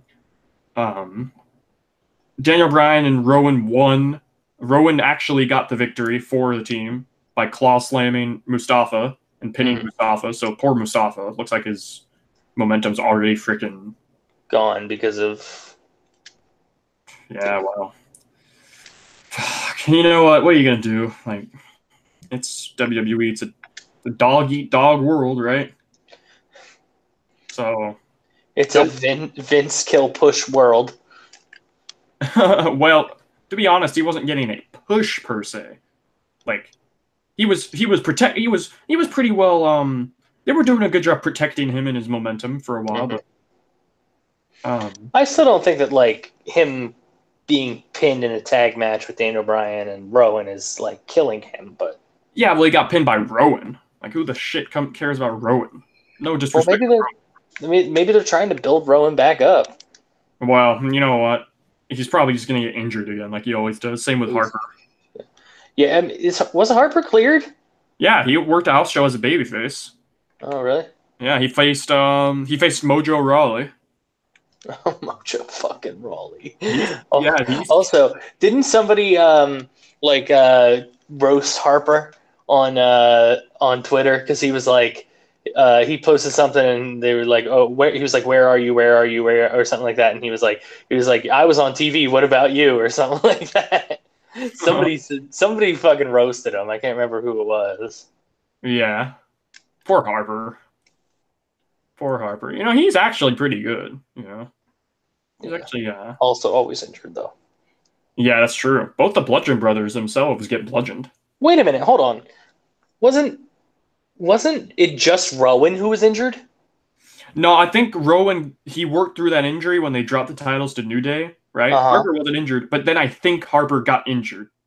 God damn it. Yeah, but he like recovered well and he's back now, so maybe he'll team up with Rowan again. Wait a minute, hold on. White Family version 2.0.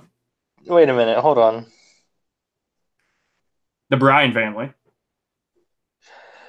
No, wait, hold on. I just went to Harper's Twitter, and he's just been posting really weird shit. He's been doing Like, that for years, dude. He's like every day he posts it's blank day. You know what that means? Yeah, that's his thing. And and then on March 10th, which was Fastlane on Sunday, he posted today was a tremendous fucking day. Yeah, exactly. I guess because they're allowed to swear now. Yeah, right. That's what. Remember when Ronda was swearing and shit, like all over the place, and freaking Tyler Breeze was making cracks about it and making fun of it. You know, Man, Tyler Breeze is a funny dude.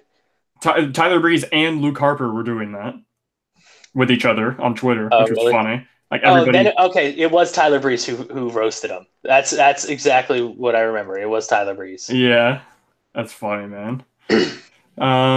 Yeah.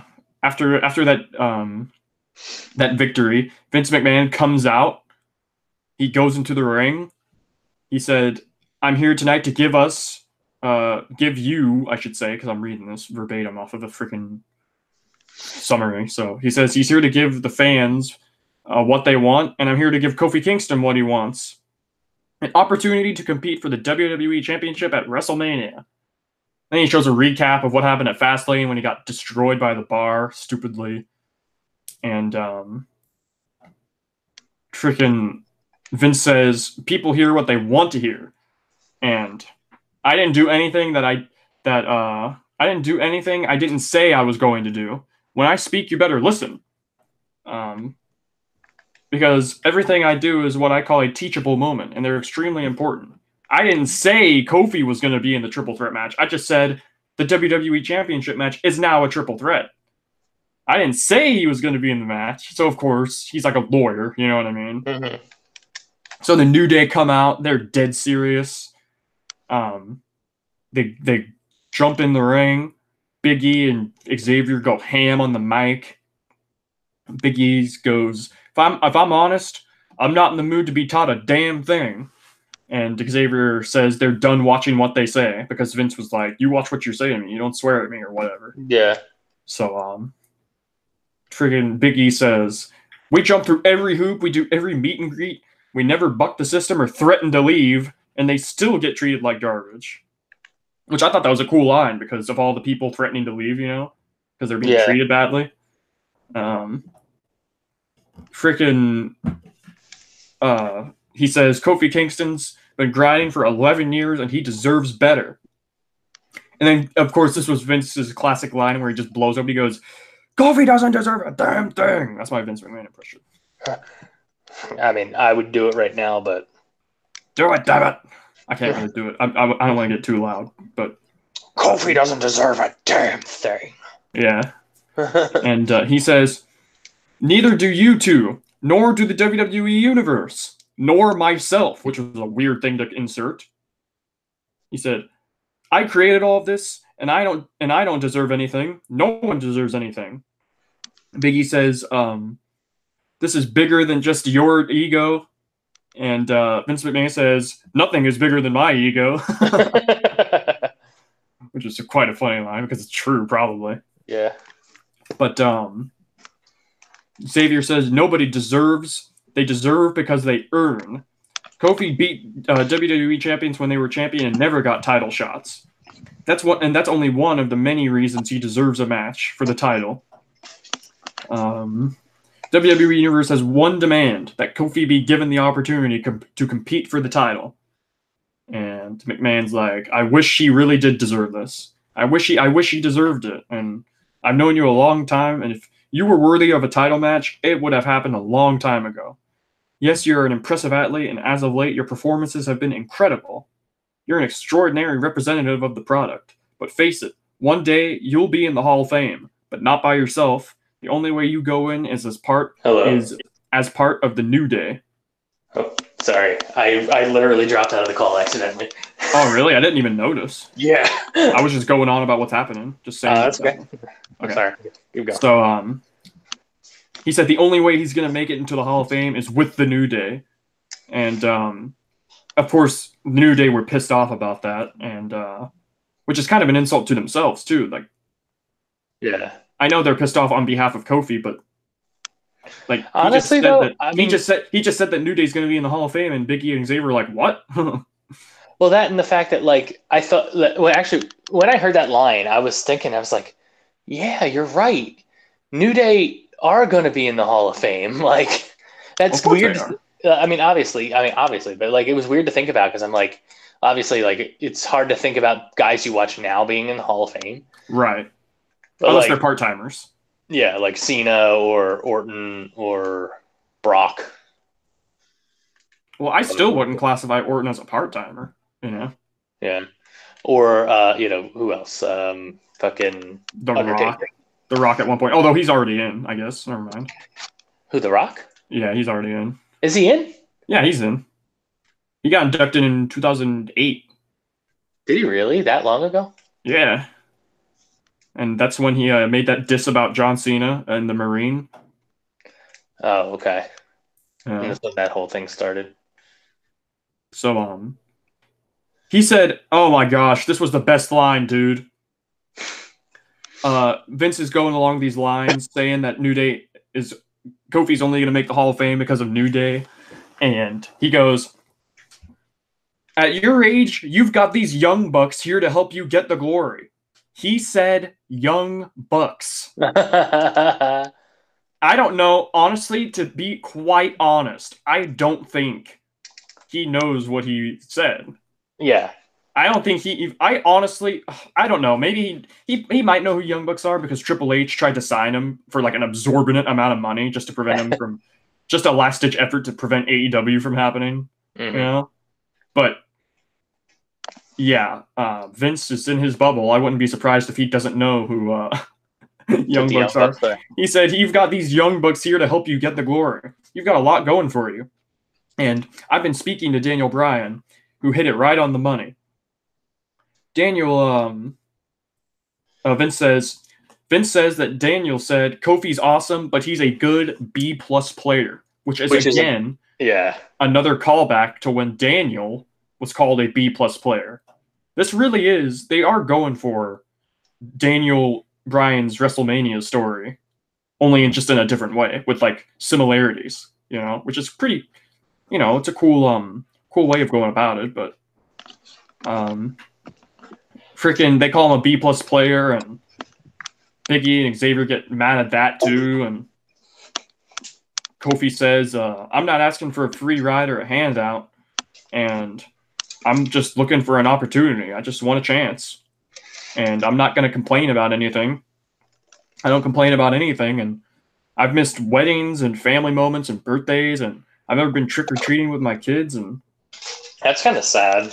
And he said he never complains about any of this, and you've never let me freaking compete for the WWE title. In a singles match, I assume he means, because... Yeah, he just had a match. Right. But like in a singles match, yeah. So, he says, "What I need from you right now, right here, face-to-face, man-to-man, tell me what I need to do so I can do it." And that seems pretty reasonable, to be honest, He's not really... He doesn't have Vince over a barrel or anything, He's not going to, like, screw him over or anything, so... Vince McMahon is like, "All right, here's what you got to do. All you got to do is beat this man." And I had no idea who it was going to be, I didn't think it was going to be what we got. I thought, like, wait, if he's going to face a guy in, like, a singles match, like, who the hell could that be? You know what I mean? So... Yeah. Turns out it was not a singles match. It was the latest. Randy Orton's music hits, and I'm like, wait, what? Vince is like, all you have to do is beat Randy Orton, and then Samoa Joe's music hits, and then all you got to do is beat this guy, and then after that, the bar music hits, and he's like, then all you got to do is beat them, and then Daniel Bryan and Eric Rowan come out, and he just says Rowan. Yeah. Oh well, Daniel came out, so I guess it is just Rowan though, because it wouldn't make sense if Daniel. I mean, I guess Daniel could be in it, but Vince is like, all you have to do is beat all of them in a gauntlet match next week, and you got the match. And then they all hit the ring and brawl with the New Day, and it was a 3v6, and freaking New Day stood tall. Clean house. Yeah. and they stood tall, and that was SmackDown. So, if Kofi doesn't win, this is really stupid because Kofi's got to be in the match. There's nobody else. You know what I mean? They're not going to go with Kevin again. Nope. And what do you think Kevin does at WrestleMania? Andre Giant Battle Royal? Possibly.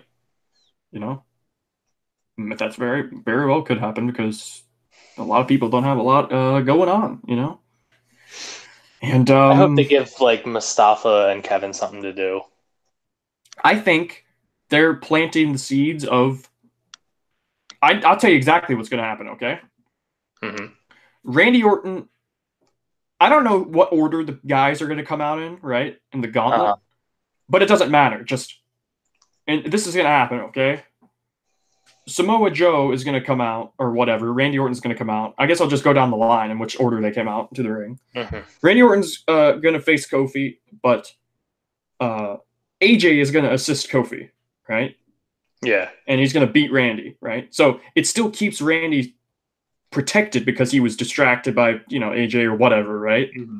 Yeah. So because of that, and that again, that makes Randy pissed. It furthers the storyline AJ has with AJ or with Randy, right? So then Kofi up next is whatever Samoa Joe, right? Samoa Joe comes out, and I read this on Reddit. I don't know if this is exactly going to happen, but it would be really cool. But Samoa Joe's going to come out and face Kofi, and then John Cena's music is going to hit. But then instead of John Cena, it's R-Truth. Oh my God, you're so right. because Truth has been saying that his childhood hero is John Cena, right? So Joe gets distracted by that, and Kofi beats Joe because of it, right? So then, and that could possibly set up a match at Mania, because again, I don't know if Cena's going to face Angle, which would probably happen, right? I mean, that's the best candidate I got, other than fucking Corbin, but I don't want that to happen. But and then the Bar is going to come out. Now, when the Bar comes out, does that mean it's a 2-on-1 again, or is it just Sheamus and then Cesaro, or just one representing the Bar? I think it's going to be one of each. Okay. So I think you're going to see Sheamus come out and then Cesaro come out. Okay, so you think it's going to be both? Yeah, I think both of them are going to be in the match. I think it's just going to be one of them, but the one of them, let's just say, for example, Cesaro is the one, right? Yeah. So since they love pinning Cesaro, they'll protect Sheamus, but they love pinning Cesaro. But really, I feel like they pin Sheamus more. No, they pin Cesaro way more, dude. Trust me. Trust me on this one, bro. They pin Cesaro way more. But either way, it doesn't matter who it is because the finish is going to be the same. They're going to try and heal their way to a victory, right? Uh-huh. And through all this, they're accidentally going to hit each other, right? Maybe it'll actually be Sheamus in the ring. Sheamus will go for a bro kick with Cesaro on the apron, but Kofi ducks out of the way and hits Cesaro with the bro kick. And then Kofi hits his finish or rolls Sheamus up or whatever, pins Sheamus. Then the Bar are eliminated because it's only going to be one appearing, I guess. That'll be the rule. And then it'll be Eric Rowan, right? Mm-hmm. And Daniel Bryan will accompany Eric Rowan, right? Uh-huh. So Eric Rowan, through all this, freaking Kofi gone through hell and everything, and freaking Rowan's gonna win and heel shenanigans again, and Kevin and Mustafa come out because they still got some somewhat unfinished business, right? Mm-hmm. Somewhat, because the theme I'm going with is it's all the baby faces helping Kofi, That's what I'm thinking of. And again, you can fit Big E and Xavier in there too, I think it would be a cool message to send that the baby faces are all behind Kofi on this, and they want to also see him in the title match. Yeah, that is a very good idea. I wish you were booking that. I think it would make sense, but they gotta make it apparent that Yeah. So I think maybe after each one, each baby face helps Kofi, they give him a little nod or something like that. And I'm not trying to book Kofi as if he can't do it all on his own, but I mean it's 1v5 or whatever. Yeah, he's gonna need some help somewhere. It's somewhere, right? Even if that doesn't happen, even if it's just the New Day. Right. I can honestly see New Day getting barred from ringside just from, Yeah. more underdog stuff. But that being said, if Kofi doesn't win, they're stupid. Yeah, because then how the fuck do they get him into the match? Because he has to be in. If he isn't in, then they've only got a week builds left of till Mania after that on the next SmackDown. Or do you think that they're going to do this thing where it's going to be somebody else up until the day of Mania, like they did with John Cena and Undertaker last year, which was dumb, or 2 years ago, which was dumb? Wait, John Cena and Undertaker 2 years ago? Oh, I'm sorry, last year. I apologize. Yeah, I was going to say that was in John Cena retired the Undertaker and actually turned heel instead of Roman. Yeah, well, Roman wasn't heel, but you get what I'm saying. It's the shortest retirement in history. But that was SmackDown. That's what I think should happen, at least. I think it would be a cool story to show that the baby faces are all vying for Kofi, because as you remember when frickin' AJ was going off about how he failed because he let Daniel Bryan rise to power, as if he's some dictatorial leader.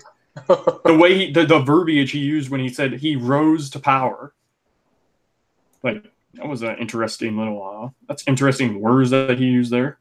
Yeah, right. So that's what I think should happen, and that was SmackDown. So I'm interested to see what happens. They announced. Yeah, it was. So, which show do you think got it this week? I think SmackDown was way better. Yeah. Yeah, I think Raw. Like I said I think I just said this to you, but freaking Raw kind of dragged for me a little bit, and then the last hour of Raw was actually okay. Well, I drove all on Monday, and I got home before Raw, but I was just I'm so tired, I'm just not going to be able to do anything, so I didn't watch Raw. I didn't watch SmackDown either, but yeah. But like you said, you were like, hey, it's a good show to miss because it wasn't very good. The last hour was okay. It wasn't a bad show per se. It was just kind of meh, the last hour was really the only thing worth watching in my opinion. Mm-hmm. Even with a title change, with Lashley regaining the title, that's how freaking.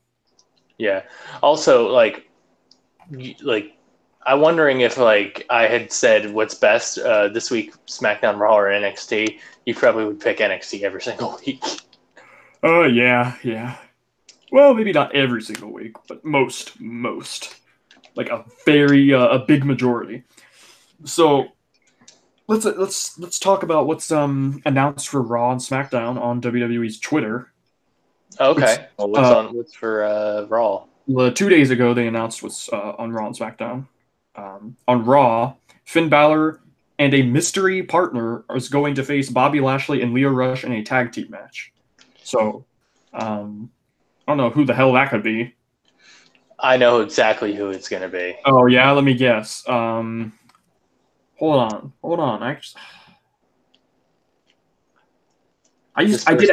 This person has history with Lashley.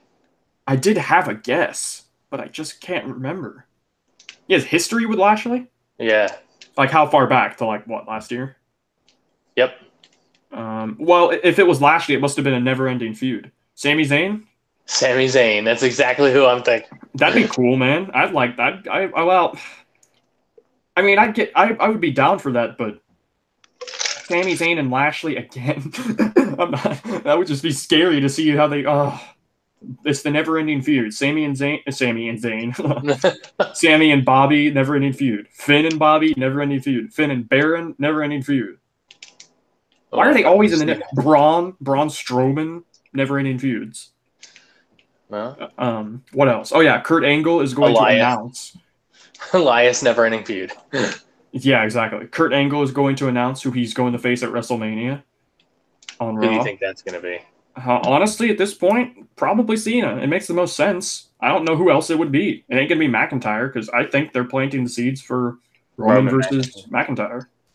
Which would be way better than what most people were thinking. Roman versus Corbin, What if Kurt Angle comes out and he says he's going to face Booker T? as his final match, and they're gonna have hot bestiality sex. Is that a New Legacy reference? Wait, you don't remember that? No. Oh my god! I remember. I don't remember that, but I remember watching a New Legacy video where they bring that up. No, because remember when Booker T was Was this in TNA? no, this was in WWE. When Booker T won the World Heavyweight Championship, I can't remember if he was King Booker or not, because I know King Booker was a heel character, but he might have been before he turned heel. But Kurt Angle was like being really creepy to Sharmell, and he was like, "I just want to get you alone and have hot bestiality sex with you." Oh my gosh! He obviously didn't mean bestiality, but what did he mean? Like, I think he was saying like he wanted to be like a beast and like animalistic sex with her. Bestiality boy. Bestiality boy. You gotta say it in the voice. No, say the whole line actually. I want to have hot bestiality sex with you. Do you think him and Alexa ever boned? What does this show turn into? Don't worry about it. It was the answer is no, they have not. They wanted to tease that during the mixed match challenge, but yeah, the answer is no. Oh my gosh. She's an engaged woman. Yeah. She's still engaged to Buddy Murphy, correct? Yeah. Yeah, I don't think they split up. I mean, Buddy would have to be an idiot to fuck up that relationship. Although I guess you can mutually part ways, right? Yeah, right. So after that, obviously Ronda and Dana Brooke gonna go at it for the women's title, and Seth Rollins versus Drew McIntyre is set in a singles match. Also, Ronda versus Dana Brooke. Does it go longer than Benoit versus Orlando Jordan? Yes, but only. Well, actually, I don't know because Asuka tapped out Dana Brooke in 4 seconds. Remember that match? No. So remember that when Asuka first got called up and after her feud with Emma? Or maybe I remember that. It might have been right after her feud with Emma. I don't know, but it might have been before actually. But she had a match with Dana Brooke. Said that she wasn't ready for Asuka. Yeah, she had a match with Dana Brooke, and literally Dana ran at her, caught her in the flying armbar, that flip counter with the armbar, and she tapped her out in legitimately about 4 or 5 seconds. So I think it was like the fastest women's match in history. In WWE, at least. Man. Imagine if you're Dana Brooke and they come up to you and you're, hey, we have an idea for you. So if Ronda is going to face Dana, and she's made the deal with where she's like, I'm not going to show you the armbar unless it's on pay-per-view, pay me $60, then maybe it will probably go longer than Orlando Jordan versus Benoit. Yeah. Which was like 15 seconds, right? 23. 23. Okay. Yeah, I think it'll go longer than that because Ronda will probably play with her food and toy with her, Yeah. Also, what if Becky interferes and costs Ronda the title and it's Dana Brooke versus Charlotte versus Becky? I was gonna say, I was thinking about that. I was like obviously, like we know kayfabe's a thing and it's not real, but like what if like it was just like something where like Ronda had an off day, or like Dana Brooke got the best of her literally for like 3 seconds. And then there's no rematch clauses anymore, so she can't. She cinches up on a small package and pins her. Oh my gosh, dude, that'd be it would be hilarious, but it would be a shambles, right? It would ruin. Then it really wouldn't main event. You know what I mean? Imagine Dana Brooke in the main event of WrestleMania. No disrespect. You know me, I love Dana Brooke. Yeah, no disrespect to Dana, but come on. She's not ready for the main event at WrestleMania. I'm just saying. I don't even. Well, it would be fun. I don't know. Is Leo Rush ready for Asuka? Oh yeah, he still gets shit for that. Like, come on, people. He apologized and he got his shit. It's over, So, and then for SmackDown... Remember when Zack Ryder was dating Emma? Was he? Yeah. Really? Yeah. When was that? A couple years ago. Wow, I did not know that. Yeah, and now he's Now dating some other NXT chick. he's dating Chelsea Green. Yep. Freaking They go to Disney all the time. I see it on their Insta. yeah, dude. She just at the NXT TV tapings. I mean, this is kind of a spoiler, but it's still like it's not like a major spoiler. She Chelsea Green made her TV debut on NXT and she broke her wrist. Oh yeah, I did see that on his Instagram. Poor It was girl. like, Her first yeah. match on NXT TV, at least. She worked house shows and stuff, but freaking on SmackDown. Yo, you know who I'm excited for them to eventually bring up? Or to Who? actually use? Jessie. I mean, that ain't gonna happen. She'll be a jobber. You're right. God bless Jessie, man. She's in shape, dude. She is ripped. Well, I don't know about ripped, but she's in damn good shape, you know? She's got abs. She could probably freaking... Her forearms, too, man. She could forearm me in the face and, like, cut me open wide, just wide open. And you'd say, thank you, may I have another? Yeah, well, I wasn't going to go that way. But she's a fit person. But she'd probably be a jobber, you know? She made an appearance on NXT. Did TV. she? I think it was the episode from 2 weeks ago? 3 weeks ago? Yeah, it was a Mia Yim match versus I can't even remember who it was against. It was Mia Yim versus against somebody, but freaking Shayna Baszler and Marina Shafir and Jessamine Duke came out and ran wild and destroyed them. But then all the good guys came out, but they're like, I don't want to say jobbers because they really don't make appearances at all on TV. It was Jessie, Lacey Lane, and 2 other chicks. I can't remember who they were. I really can't. I wish I did. Also, they got squashed. They came out and Jessie got destroyed. Now I got a question: Is Shelton Benjamin and Mia Yim like a thing?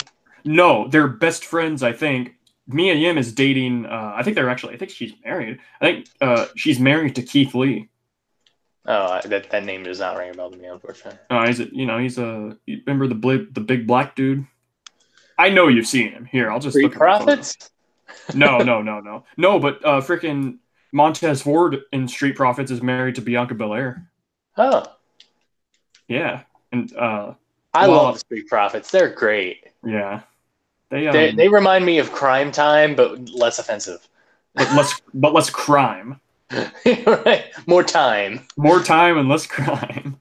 No, but seriously, they're entertaining. I've seen them at some Orlando house shows, and they get the crowd going.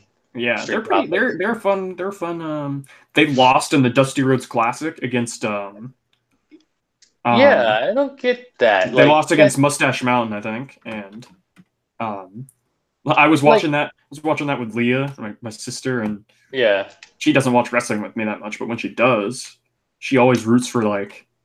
It's weird. I don't know. I think this is just a coincidence, but like all of her favorites are black dudes.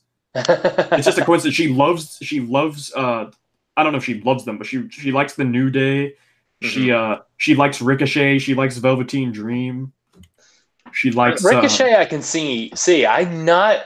I mean, knowing Leah, at least what I know, like I haven't talked to Leah in years, but like I don't think I didn't really think Velveteen Dream would be like her. Well, you gotta understand, she judges people a lot also off of their looks. Because she's not like a huge wrestling fan, you know, at all actually. But even when I watch wrestling, she was rooting for the Street Profits during that match. Yeah. And then Mustache Mountain won, and she was like, "What?" You know. She was kind of. To be fair, I would have been rooting for Street Profits too. So I was indifferent. I didn't mind who won. But on SmackDown, the Gauntlet is confirmed. It will open the show. So if that's opening the show, maybe Kofi won't win. Oof, that would suck. But it is in fact both members of the Bar. Looking at this image, it's Randy Orton, Joe, Cesaro, Sheamus, and Rowan. So it's 5 people. Now here's what I'm going to say though. This could be like. Have they announced anything else for SmackDown, by the way? Yes, it's they announced The Miz will make a statement and respond to Shane McMahon. Oh, and that's it. That's all they announced so far. So I'm thinking this could be one of those moments. Remember the Seth Rollins gauntlet match from Raw where it took like 2 hours? But yeah, it took an hour and 50 minutes. I think this is going to be one of those situations where like they have like this really long match and then it's then it's the Miz and then that's it. Yeah, like that's gonna. I mean, I would probably feel ripped off if I was paying money to go to the show, but Yeah, well, hopefully, then they'd probably have like an hour long like dark segment or something like that for them. Oh yeah, they have 205 Live right after it too, and they have dark matches after 205 Live, just for the fans at the show. So, people really, I, I keep up with the 205 Live obviously, but just watching that show, it's live again, so it's not even taped anymore. But, and the crowds don't always get into it, which is unfortunate because there's some really good wrestling on those shows. Well, I think the problem is, I mean, they try to keep the. I think they should, instead of having it live, they should tape it before the show because that's when people are going to be interested in it. Like instead of main event, they should put 205 Live before Raw. Exactly. Yeah. Well, because I mean, I know you've been to a couple shows, but you haven't been to a couple shows lately. But like, whenever you go to a show, people are jazzed up. Like right in the beginning of the show, you put on 205 Live, they'll pop for it. Like, unless you're in Lafayette, Louisiana. You're right about that. Or Indianapolis, Indiana. Wait, what? No, those crowds are normally good. Well, I should say that's kind of an iffy crowd. Watch it on TV at least, because sometimes the crowd will be good, other times the crowd will be fucking horrible in Indy. Mm-hmm. So that's kind of an iffy. I mean, I'm lucky. I get to go to Philly shows, and usually those crowds are absolutely hot. So yeah, it's and you always get an ECW chant in Philly, no matter what. Yeah, it's true. Do you remember when the Wyatt family was feuding with the ECW people? Yeah, with Tommy Dreamer and frickin' the Dudleys. And Rhino. And Rhino, that's who it was. Right. Yep. And yeah, that match got the biggest pop of the night in Philly, and I was really disappointed. I was like, really? You guys are going to pop for this? But I mean, I guess it is. Well, what do you expect, Yeah, it is Philly with ECW, so. But yeah, and then like, that was when they first introduced Strowman, too. Oh, that was that? I'm pretty sure that Strowman was in there because I think that was the Shield or Roman. No, I'm pretty sure because there were 4 members of the ECW guys and there was 4 members of the Wyatts. I'm gonna look this up because I could have swore Roman was there. Main roster debut, Braun Strowman. Well, I mean, I don't think that was his debut, but it was like that was when he first started coming around. Oh, when he first wrestled? I don't think it was his first wrestling match, but I mean, like I'm saying, he was brand new. Like he was basically, because remember when they first what's the word? Like when they first introduced Strowman, everyone was like, he looks like a fucking baby. Really? Even with the big beard? Yeah, they said he looked like a big baby with a beard. Hold on, I'm gonna look up images. You know what? I can kind of see that. And he had that horrible sheep mask. Yeah. Or not even a sheep. Was it a sheep, actually? Yeah, it was the black sheep. He was the black sheep. Oh, he was the black sheep, of course. Dude, just watching that debut, though, it still was a good debut because, like, nobody knew who he was. And, again, he was unknown because, like, nobody, unless you went to house shows in NXT, you didn't know who he was. But freaking everybody was like, what the hell is this? When he was on the apron. He took off the mask and he was like a big monster. He was a monster among men. Yeah, and now he was bad. He was. He was pretty bad. Did I ever tell you about the house? No, that wasn't a house show. It was a the Raw I went to where the main event was Braun Strowman versus Dean Ambrose, and people started shitting on it so bad. At a house show? No, it wasn't a house show. It was. I'm sorry, I misspoke. It was a Raw. And it was Dean Ambrose versus Braun Strowman. And it was people just were chanting, "This is boring." Really? Yeah, he was like, "This is boring. We want tables." Wow. They actually started. No, they started chanting, "We want Cena." That sucks. Yeah, but I mean, I don't blame them. The match was terrible. It was bad. Yeah, it was a bad match. And then that was the show, because then afterwards, I think it ended in a stupid DQ finish. Then afterwards, they brought out Roman, and they brought out a couple other people. I think it was Sami Zayn. They brought out Roman, Sami Zayn, and there was another. Oh, AJ Styles, because AJ was on Raw at that point. Right. And they brought the three of them out to team with Dean in a dark match against the entire Wyatt family, and that's when Luke Harper tore his ACL. Oof. He tore his ACL in a dark match. That sucks. Yeah, because we were watching it, and then Harper. What happened was Harper got like knocked out of the ring, and like he kind of like landed weird, and like he grabbed his knee. And then, like, just 5 refs came up to him, and we were like, "Oh no!" And they showed the X, right? Well, I think because it was a dark match, they didn't have to use an X. Oh, yeah, I don't remember though because I didn't really know about the X at that time. But like, I don't know if like they had to use the X because obviously it's not televised, so people on TV aren't going to see it. But right. I just sent you a picture of Keith Lee, by the way. Okay, hold on. I know you've seen him. He was, of course, he was an indie guy, and he was, he's a fucking beast, dude. Dude, look at that, absolute unit. I know. He really is, like. He like him big. I like him chunky. Yeah, he's with me and him. Dang. Dude, he had a match with frickin'. I know you know who this is too. You might not recognize the name, but he had a match on NXT with Dominic Dijakovic, who used to be Chris Dijak, of course, but they changed his name. You know what? Normally with name changes, they change people's names to something less complicated, right?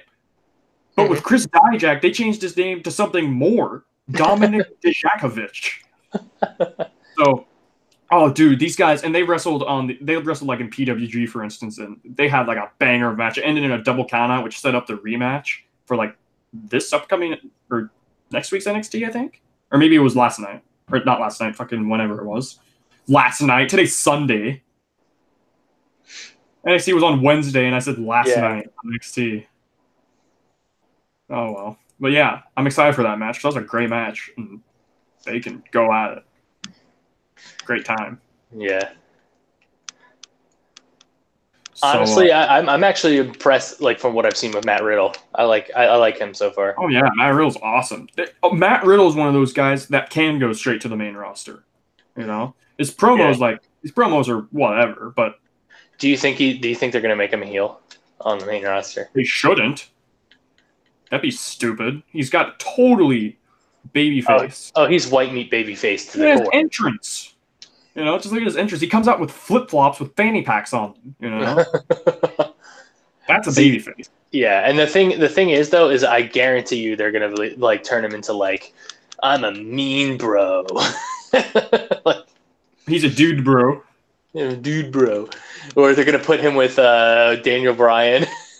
You know what I've noticed though? They like on NXT and WWE.com and Twitter and YouTube, they really have been pushing Riddle. Like, they did a whole series about him called Arrival, which is like a mini docuseries about like on YouTube, and it's on the network now in full, I think. But they were like, traveling with him and showing his journey to get to NXT, you know, and talking about his career with UFC before he left UFC, and then he started wrestling, and they really are doing freaking. I think they've got big plans for Matt Riddle, to be honest. You know, and even I in kind that of like his gimmick of wrestling barefoot. No, I think it kind of adds to the charm. You know what I mean? Well, no, I'm saying I like that. I liked when Rusev did that. Oh, I thought you said I don't like it. Oh no, I do. It definitely fits. Like it fits his personality. Like he's a UFC guy, he's an MMA guy, but also he can do more than just the UFC shtick. You know what I mean? Yeah. Well, that and like he's also like a surfer bro, and like if he's the surfer bro, he's obviously not going to be wearing shoes. So yeah. Or he comes to the ring in flip flops with fanny packs, dude. Like man. Well, that's like when Rusev used to come out, because like I could buy he was like an amateur Russian wrestler. I mean, obviously he was Bulgarian, but you know what I mean. Right. I like how they tried to retcon that and act like he was Russian for a little bit, but then they went back to him being Bulgarian. Yeah. That's funny. And I like how Lana can't pick an accent. You know? Have you ever noticed that? Remember when she... They should just tell her to stop with that. Remember when she left for a long time? On TV, at least. And then she came back, and then she freaking... She couldn't choose what accent to do, so she does, like, both. Mm-hmm. Like, she's speaking totally in her American... She's not Russian, she's American. So she's speaking in her American accent, right? But then, like, she'll say a couple words in her Russian accent and then go back to her American accent. Like, what? Pick one. Pick one. I think everybody knows from the Total Diva commercials that you're not actually Russian. Yeah, right. So, like, do you think there's somebody out there who still believes that she's Russian? Kids. Because I think they don't want to switch because she's nicknamed the Ravishing Russian. You know what I mean? Yeah. It's not like you can still be a Russian person and have an American accent. Like, your family can be Russian. She could be like, oh, yeah, my family's Russian. No, but the gimmick is that she's Russian. Like she's a full-on Russian, you know? I mean, okay. But that's why it's weird, because she doesn't do the Russian accent very well anymore. She used to be fine, but then she just doesn't do it. She just speaks normally. And did you see Aleister Black bodied her on Twitter? Yeah. You sent that to me. Based Aleister. Made fun of his tattoos. And he made fun of her fucking plastic surgery. Right. And then people, of course, tried to say that he body shamed her as if that wasn't what she was doing to him. Yeah, right? Like, seriously, like, he's got tattoos that's on his body. So. Yeah, it's, he put her in her place. I wonder what Zelina thought about that. Yeah, right. And before the rumors of, like, freaking, you know, rumored backstage heat between Zelina Vega and Lana. And Rusev and Aleister Black. Yeah, exactly. Oh, no, I bet you Rusev thought it was funny. Yeah, Rusev and Aleister probably just, like, chilling. They're, like, whatever about it, you know what I mean? Yeah. Well, maybe. What if that's going to be the next tag team, Rusev and Aleister Black? That'd be dumb. I know the only reason that Ricochet and Aleister are teaming up is because they're a team in the Dusty Rhodes Classic, but I hope this doesn't stick. Not that I dislike them as a tag team, but, like, I'd rather them have it be singles, you know what I mean? Yeah. The only reason they're a tag team is because of the Dusty Rhodes Classic. So, and no, I've not seen... Do you think they're going to win the Dusty Rhodes? I don't know. I think the winner has been declared, but I'm trying to avoid spoilers, you know? Because of tapings and shit. I'll look it up. I'm obviously not going to spoil it for you, but... All right. But I got spoiled when Velveteen Dream won the North American title because it was all over the place. Like, I literally couldn't avoid it. That's why taped shows in wrestling are freaking hard to avoid unless it's TNA, because nobody reports on those. When something huge happens on NXT tapings and whatnot, everybody's there to snap photos, post it to Twitter, you know? So, unfortunate that I got spoiled with that, but what are you going to do, man? I get spoiled every 3 weeks when they come out with the new tapings. So, nothing you can do about it. Well, there's only 2 teams left. Yeah. So, oh, I did see that. I still haven't watched NXT yet from this week, but I saw that Ricochet and Alistair eliminated DIY. Yes, and then you saw what happened afterward, right? Yeah, meaning you told me and spoiled me. Hey! I thought that was common knowledge. It was only, dude, when you said that, it was only an hour removed from the show. Was it? I don't know. Yeah, it was Wednesday at 9 p.m.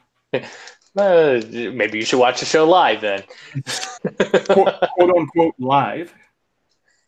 Because it's not really live, but Yeah, it's true. kind of like when 205 Live was taped. We thought, were they going to rename it or 205 almost live. 205 taped? Also, do you want to talk about the Joey Ryan and Priscilla Kelly? Not especially, man. I really don't want to. Just when you thought that your hatred for the dick spot couldn't get any more. I just like it takes. Now, no was there talent. actual vomit there, or was it just like a theatrical type thing? It's all theatrical. No, but I meant like, did she actually like make herself vomit or no? No, it's all theatrical. It's gotta be like like the tampon spot. That was fake. Well, obviously it wasn't a real tampon, but she had a prop. Right, that's what I'm saying. It's just like that. You know, she probably. Well, I mean, I don't think she had fake vomit though. She probably did. I'm not gonna watch it to find out. Oh, I watched it. There was no like liquid or any. There was no liquid or shit. So like it was just looked like she just pretended to yak on his dick. Yeah, but when she did the vomit spot before, when she did that vomit spot at the indie show, it was like there was shit and stuff, you know? I didn't see anything because I was particularly watching at Joey Ryan's feet to see if there was anything that came down. Because obviously, so what she did is like she pulled his trunks down and basically vomited on his junk. And like obviously, like she's not gonna get every little bit inside of his trunks. So I was looking for like she pulled his trunks down. Not down, but like she pulled his trunks outward. Oh, so to like make a gap between. Yeah. Okay. Like why? This shit is so stupid. I can't wait for the Priscilla Kelly NXT reveal. No, I'm just kidding. All right, let's say hypothetically that it has nothing to do with wrestling, because people can talk about the legitimacy of wrestling and dumb shit that's happened throughout the years, right? Mm-hmm. But let's say it's not wrestling. Let's just say it's any other form of media. Let's say it's like a movie, right? Does anybody really find a chick vomiting on a dude's cock that funny or entertaining? I do. No, I'm just kidding. I don't. Like I don't know. It's again, it's a weird topic because, like, for instance, when have you ever watched? They try to treat it as if you have any criticism of it, then you're a misogynist. Like no, no. I haven't heard that. If you have any criticism of it, you're just a stupid. You're set back in the Stone Age of wrestling or blah blah blah whatever. And like I don't like. Well, no, because remember when they did the tampon spot, Priscilla Kelly was on and on about like women body shaming and stuff like that, and how periods shouldn't be discussed. Out of here. Who cares? If a dude took out a used condom and whacked a dude in the face with it with jizz still filled up with it, I would think that was stupid too. It has nothing to do with it. Honestly, I'm surprised they never did that with Val Venus. But yeah, maybe Mr. Yamaguchi actually did cut off his pee-pee. Rip. Yeah, that's right. He died. We never said rest in peace to him. All right. Yeah, I mean, we had a whole segment about Mean Gene, and we didn't even mention Mr. Yeah, that's true. Well, it did happen earlier this week, I think. And choppy your pee-pee. Rest in peace, Wally Yamaguchi. Rest in peace. Rest in peace. God damn it! I'm sorry. Okay, I'm sure he would appreciate that joke. No, I know. I was saying, God damn it, because you beat me to it. Oh, okay. Yeah.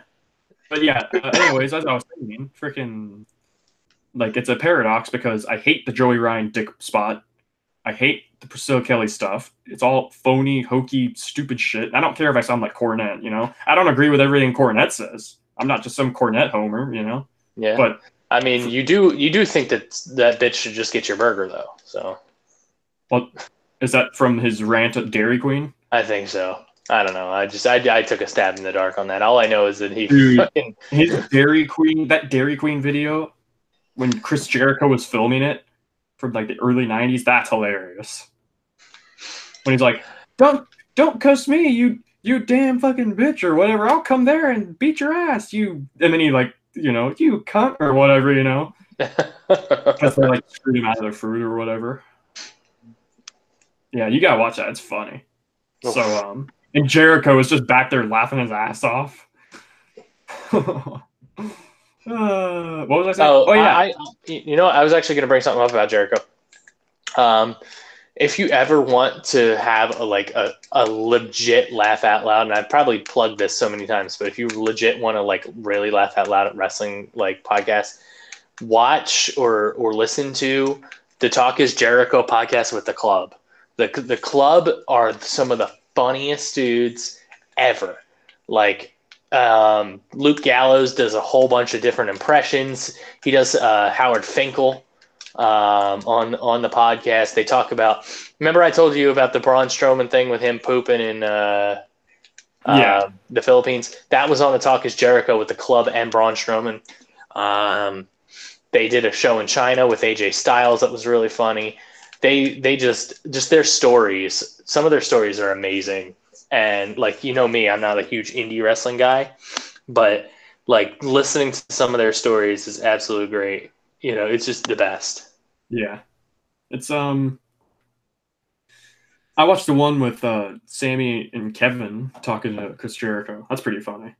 Talking about how they were playing ping pong in China with Ho Ho Loon. Oh, really? Yeah, that's pretty funny. Yeah, I loved Ho Ho Loon. I was sad when they released him. Oh, was he actually under contract? Yeah, he was on a 205 Live contract. Really? Really? Yeah, he was. He never wrestled on 205 Live, but he wrestled like twice, I think. Dude, he's a small dude. He is. And he was one of my favorites. He was in the Cruiserweight Classic. And oh yeah. I don't even know what I was gonna say. I was gonna talk about like the paradox of hating everything Joey Ryan and Priscilla Kelly do, but like that was rooting for his ass. But also loving like Undertaker, because Undertaker did some hokey shit too. You know what I mean? Yeah, but it wasn't hokey shit like having your dick make a suplex. Like, yeah, I know, I get that. That's why it's weird. Because like he teleported and like buried Paul Bearer in cement, but he didn't actually die. He freaking spawned lightning from the top of the arena and struck a coffin. Like there's plenty of hokey shit that WWE's done in the past that I really that was like Kane and Undertaker are legends and everything. Nobody ever talks about stuff they do.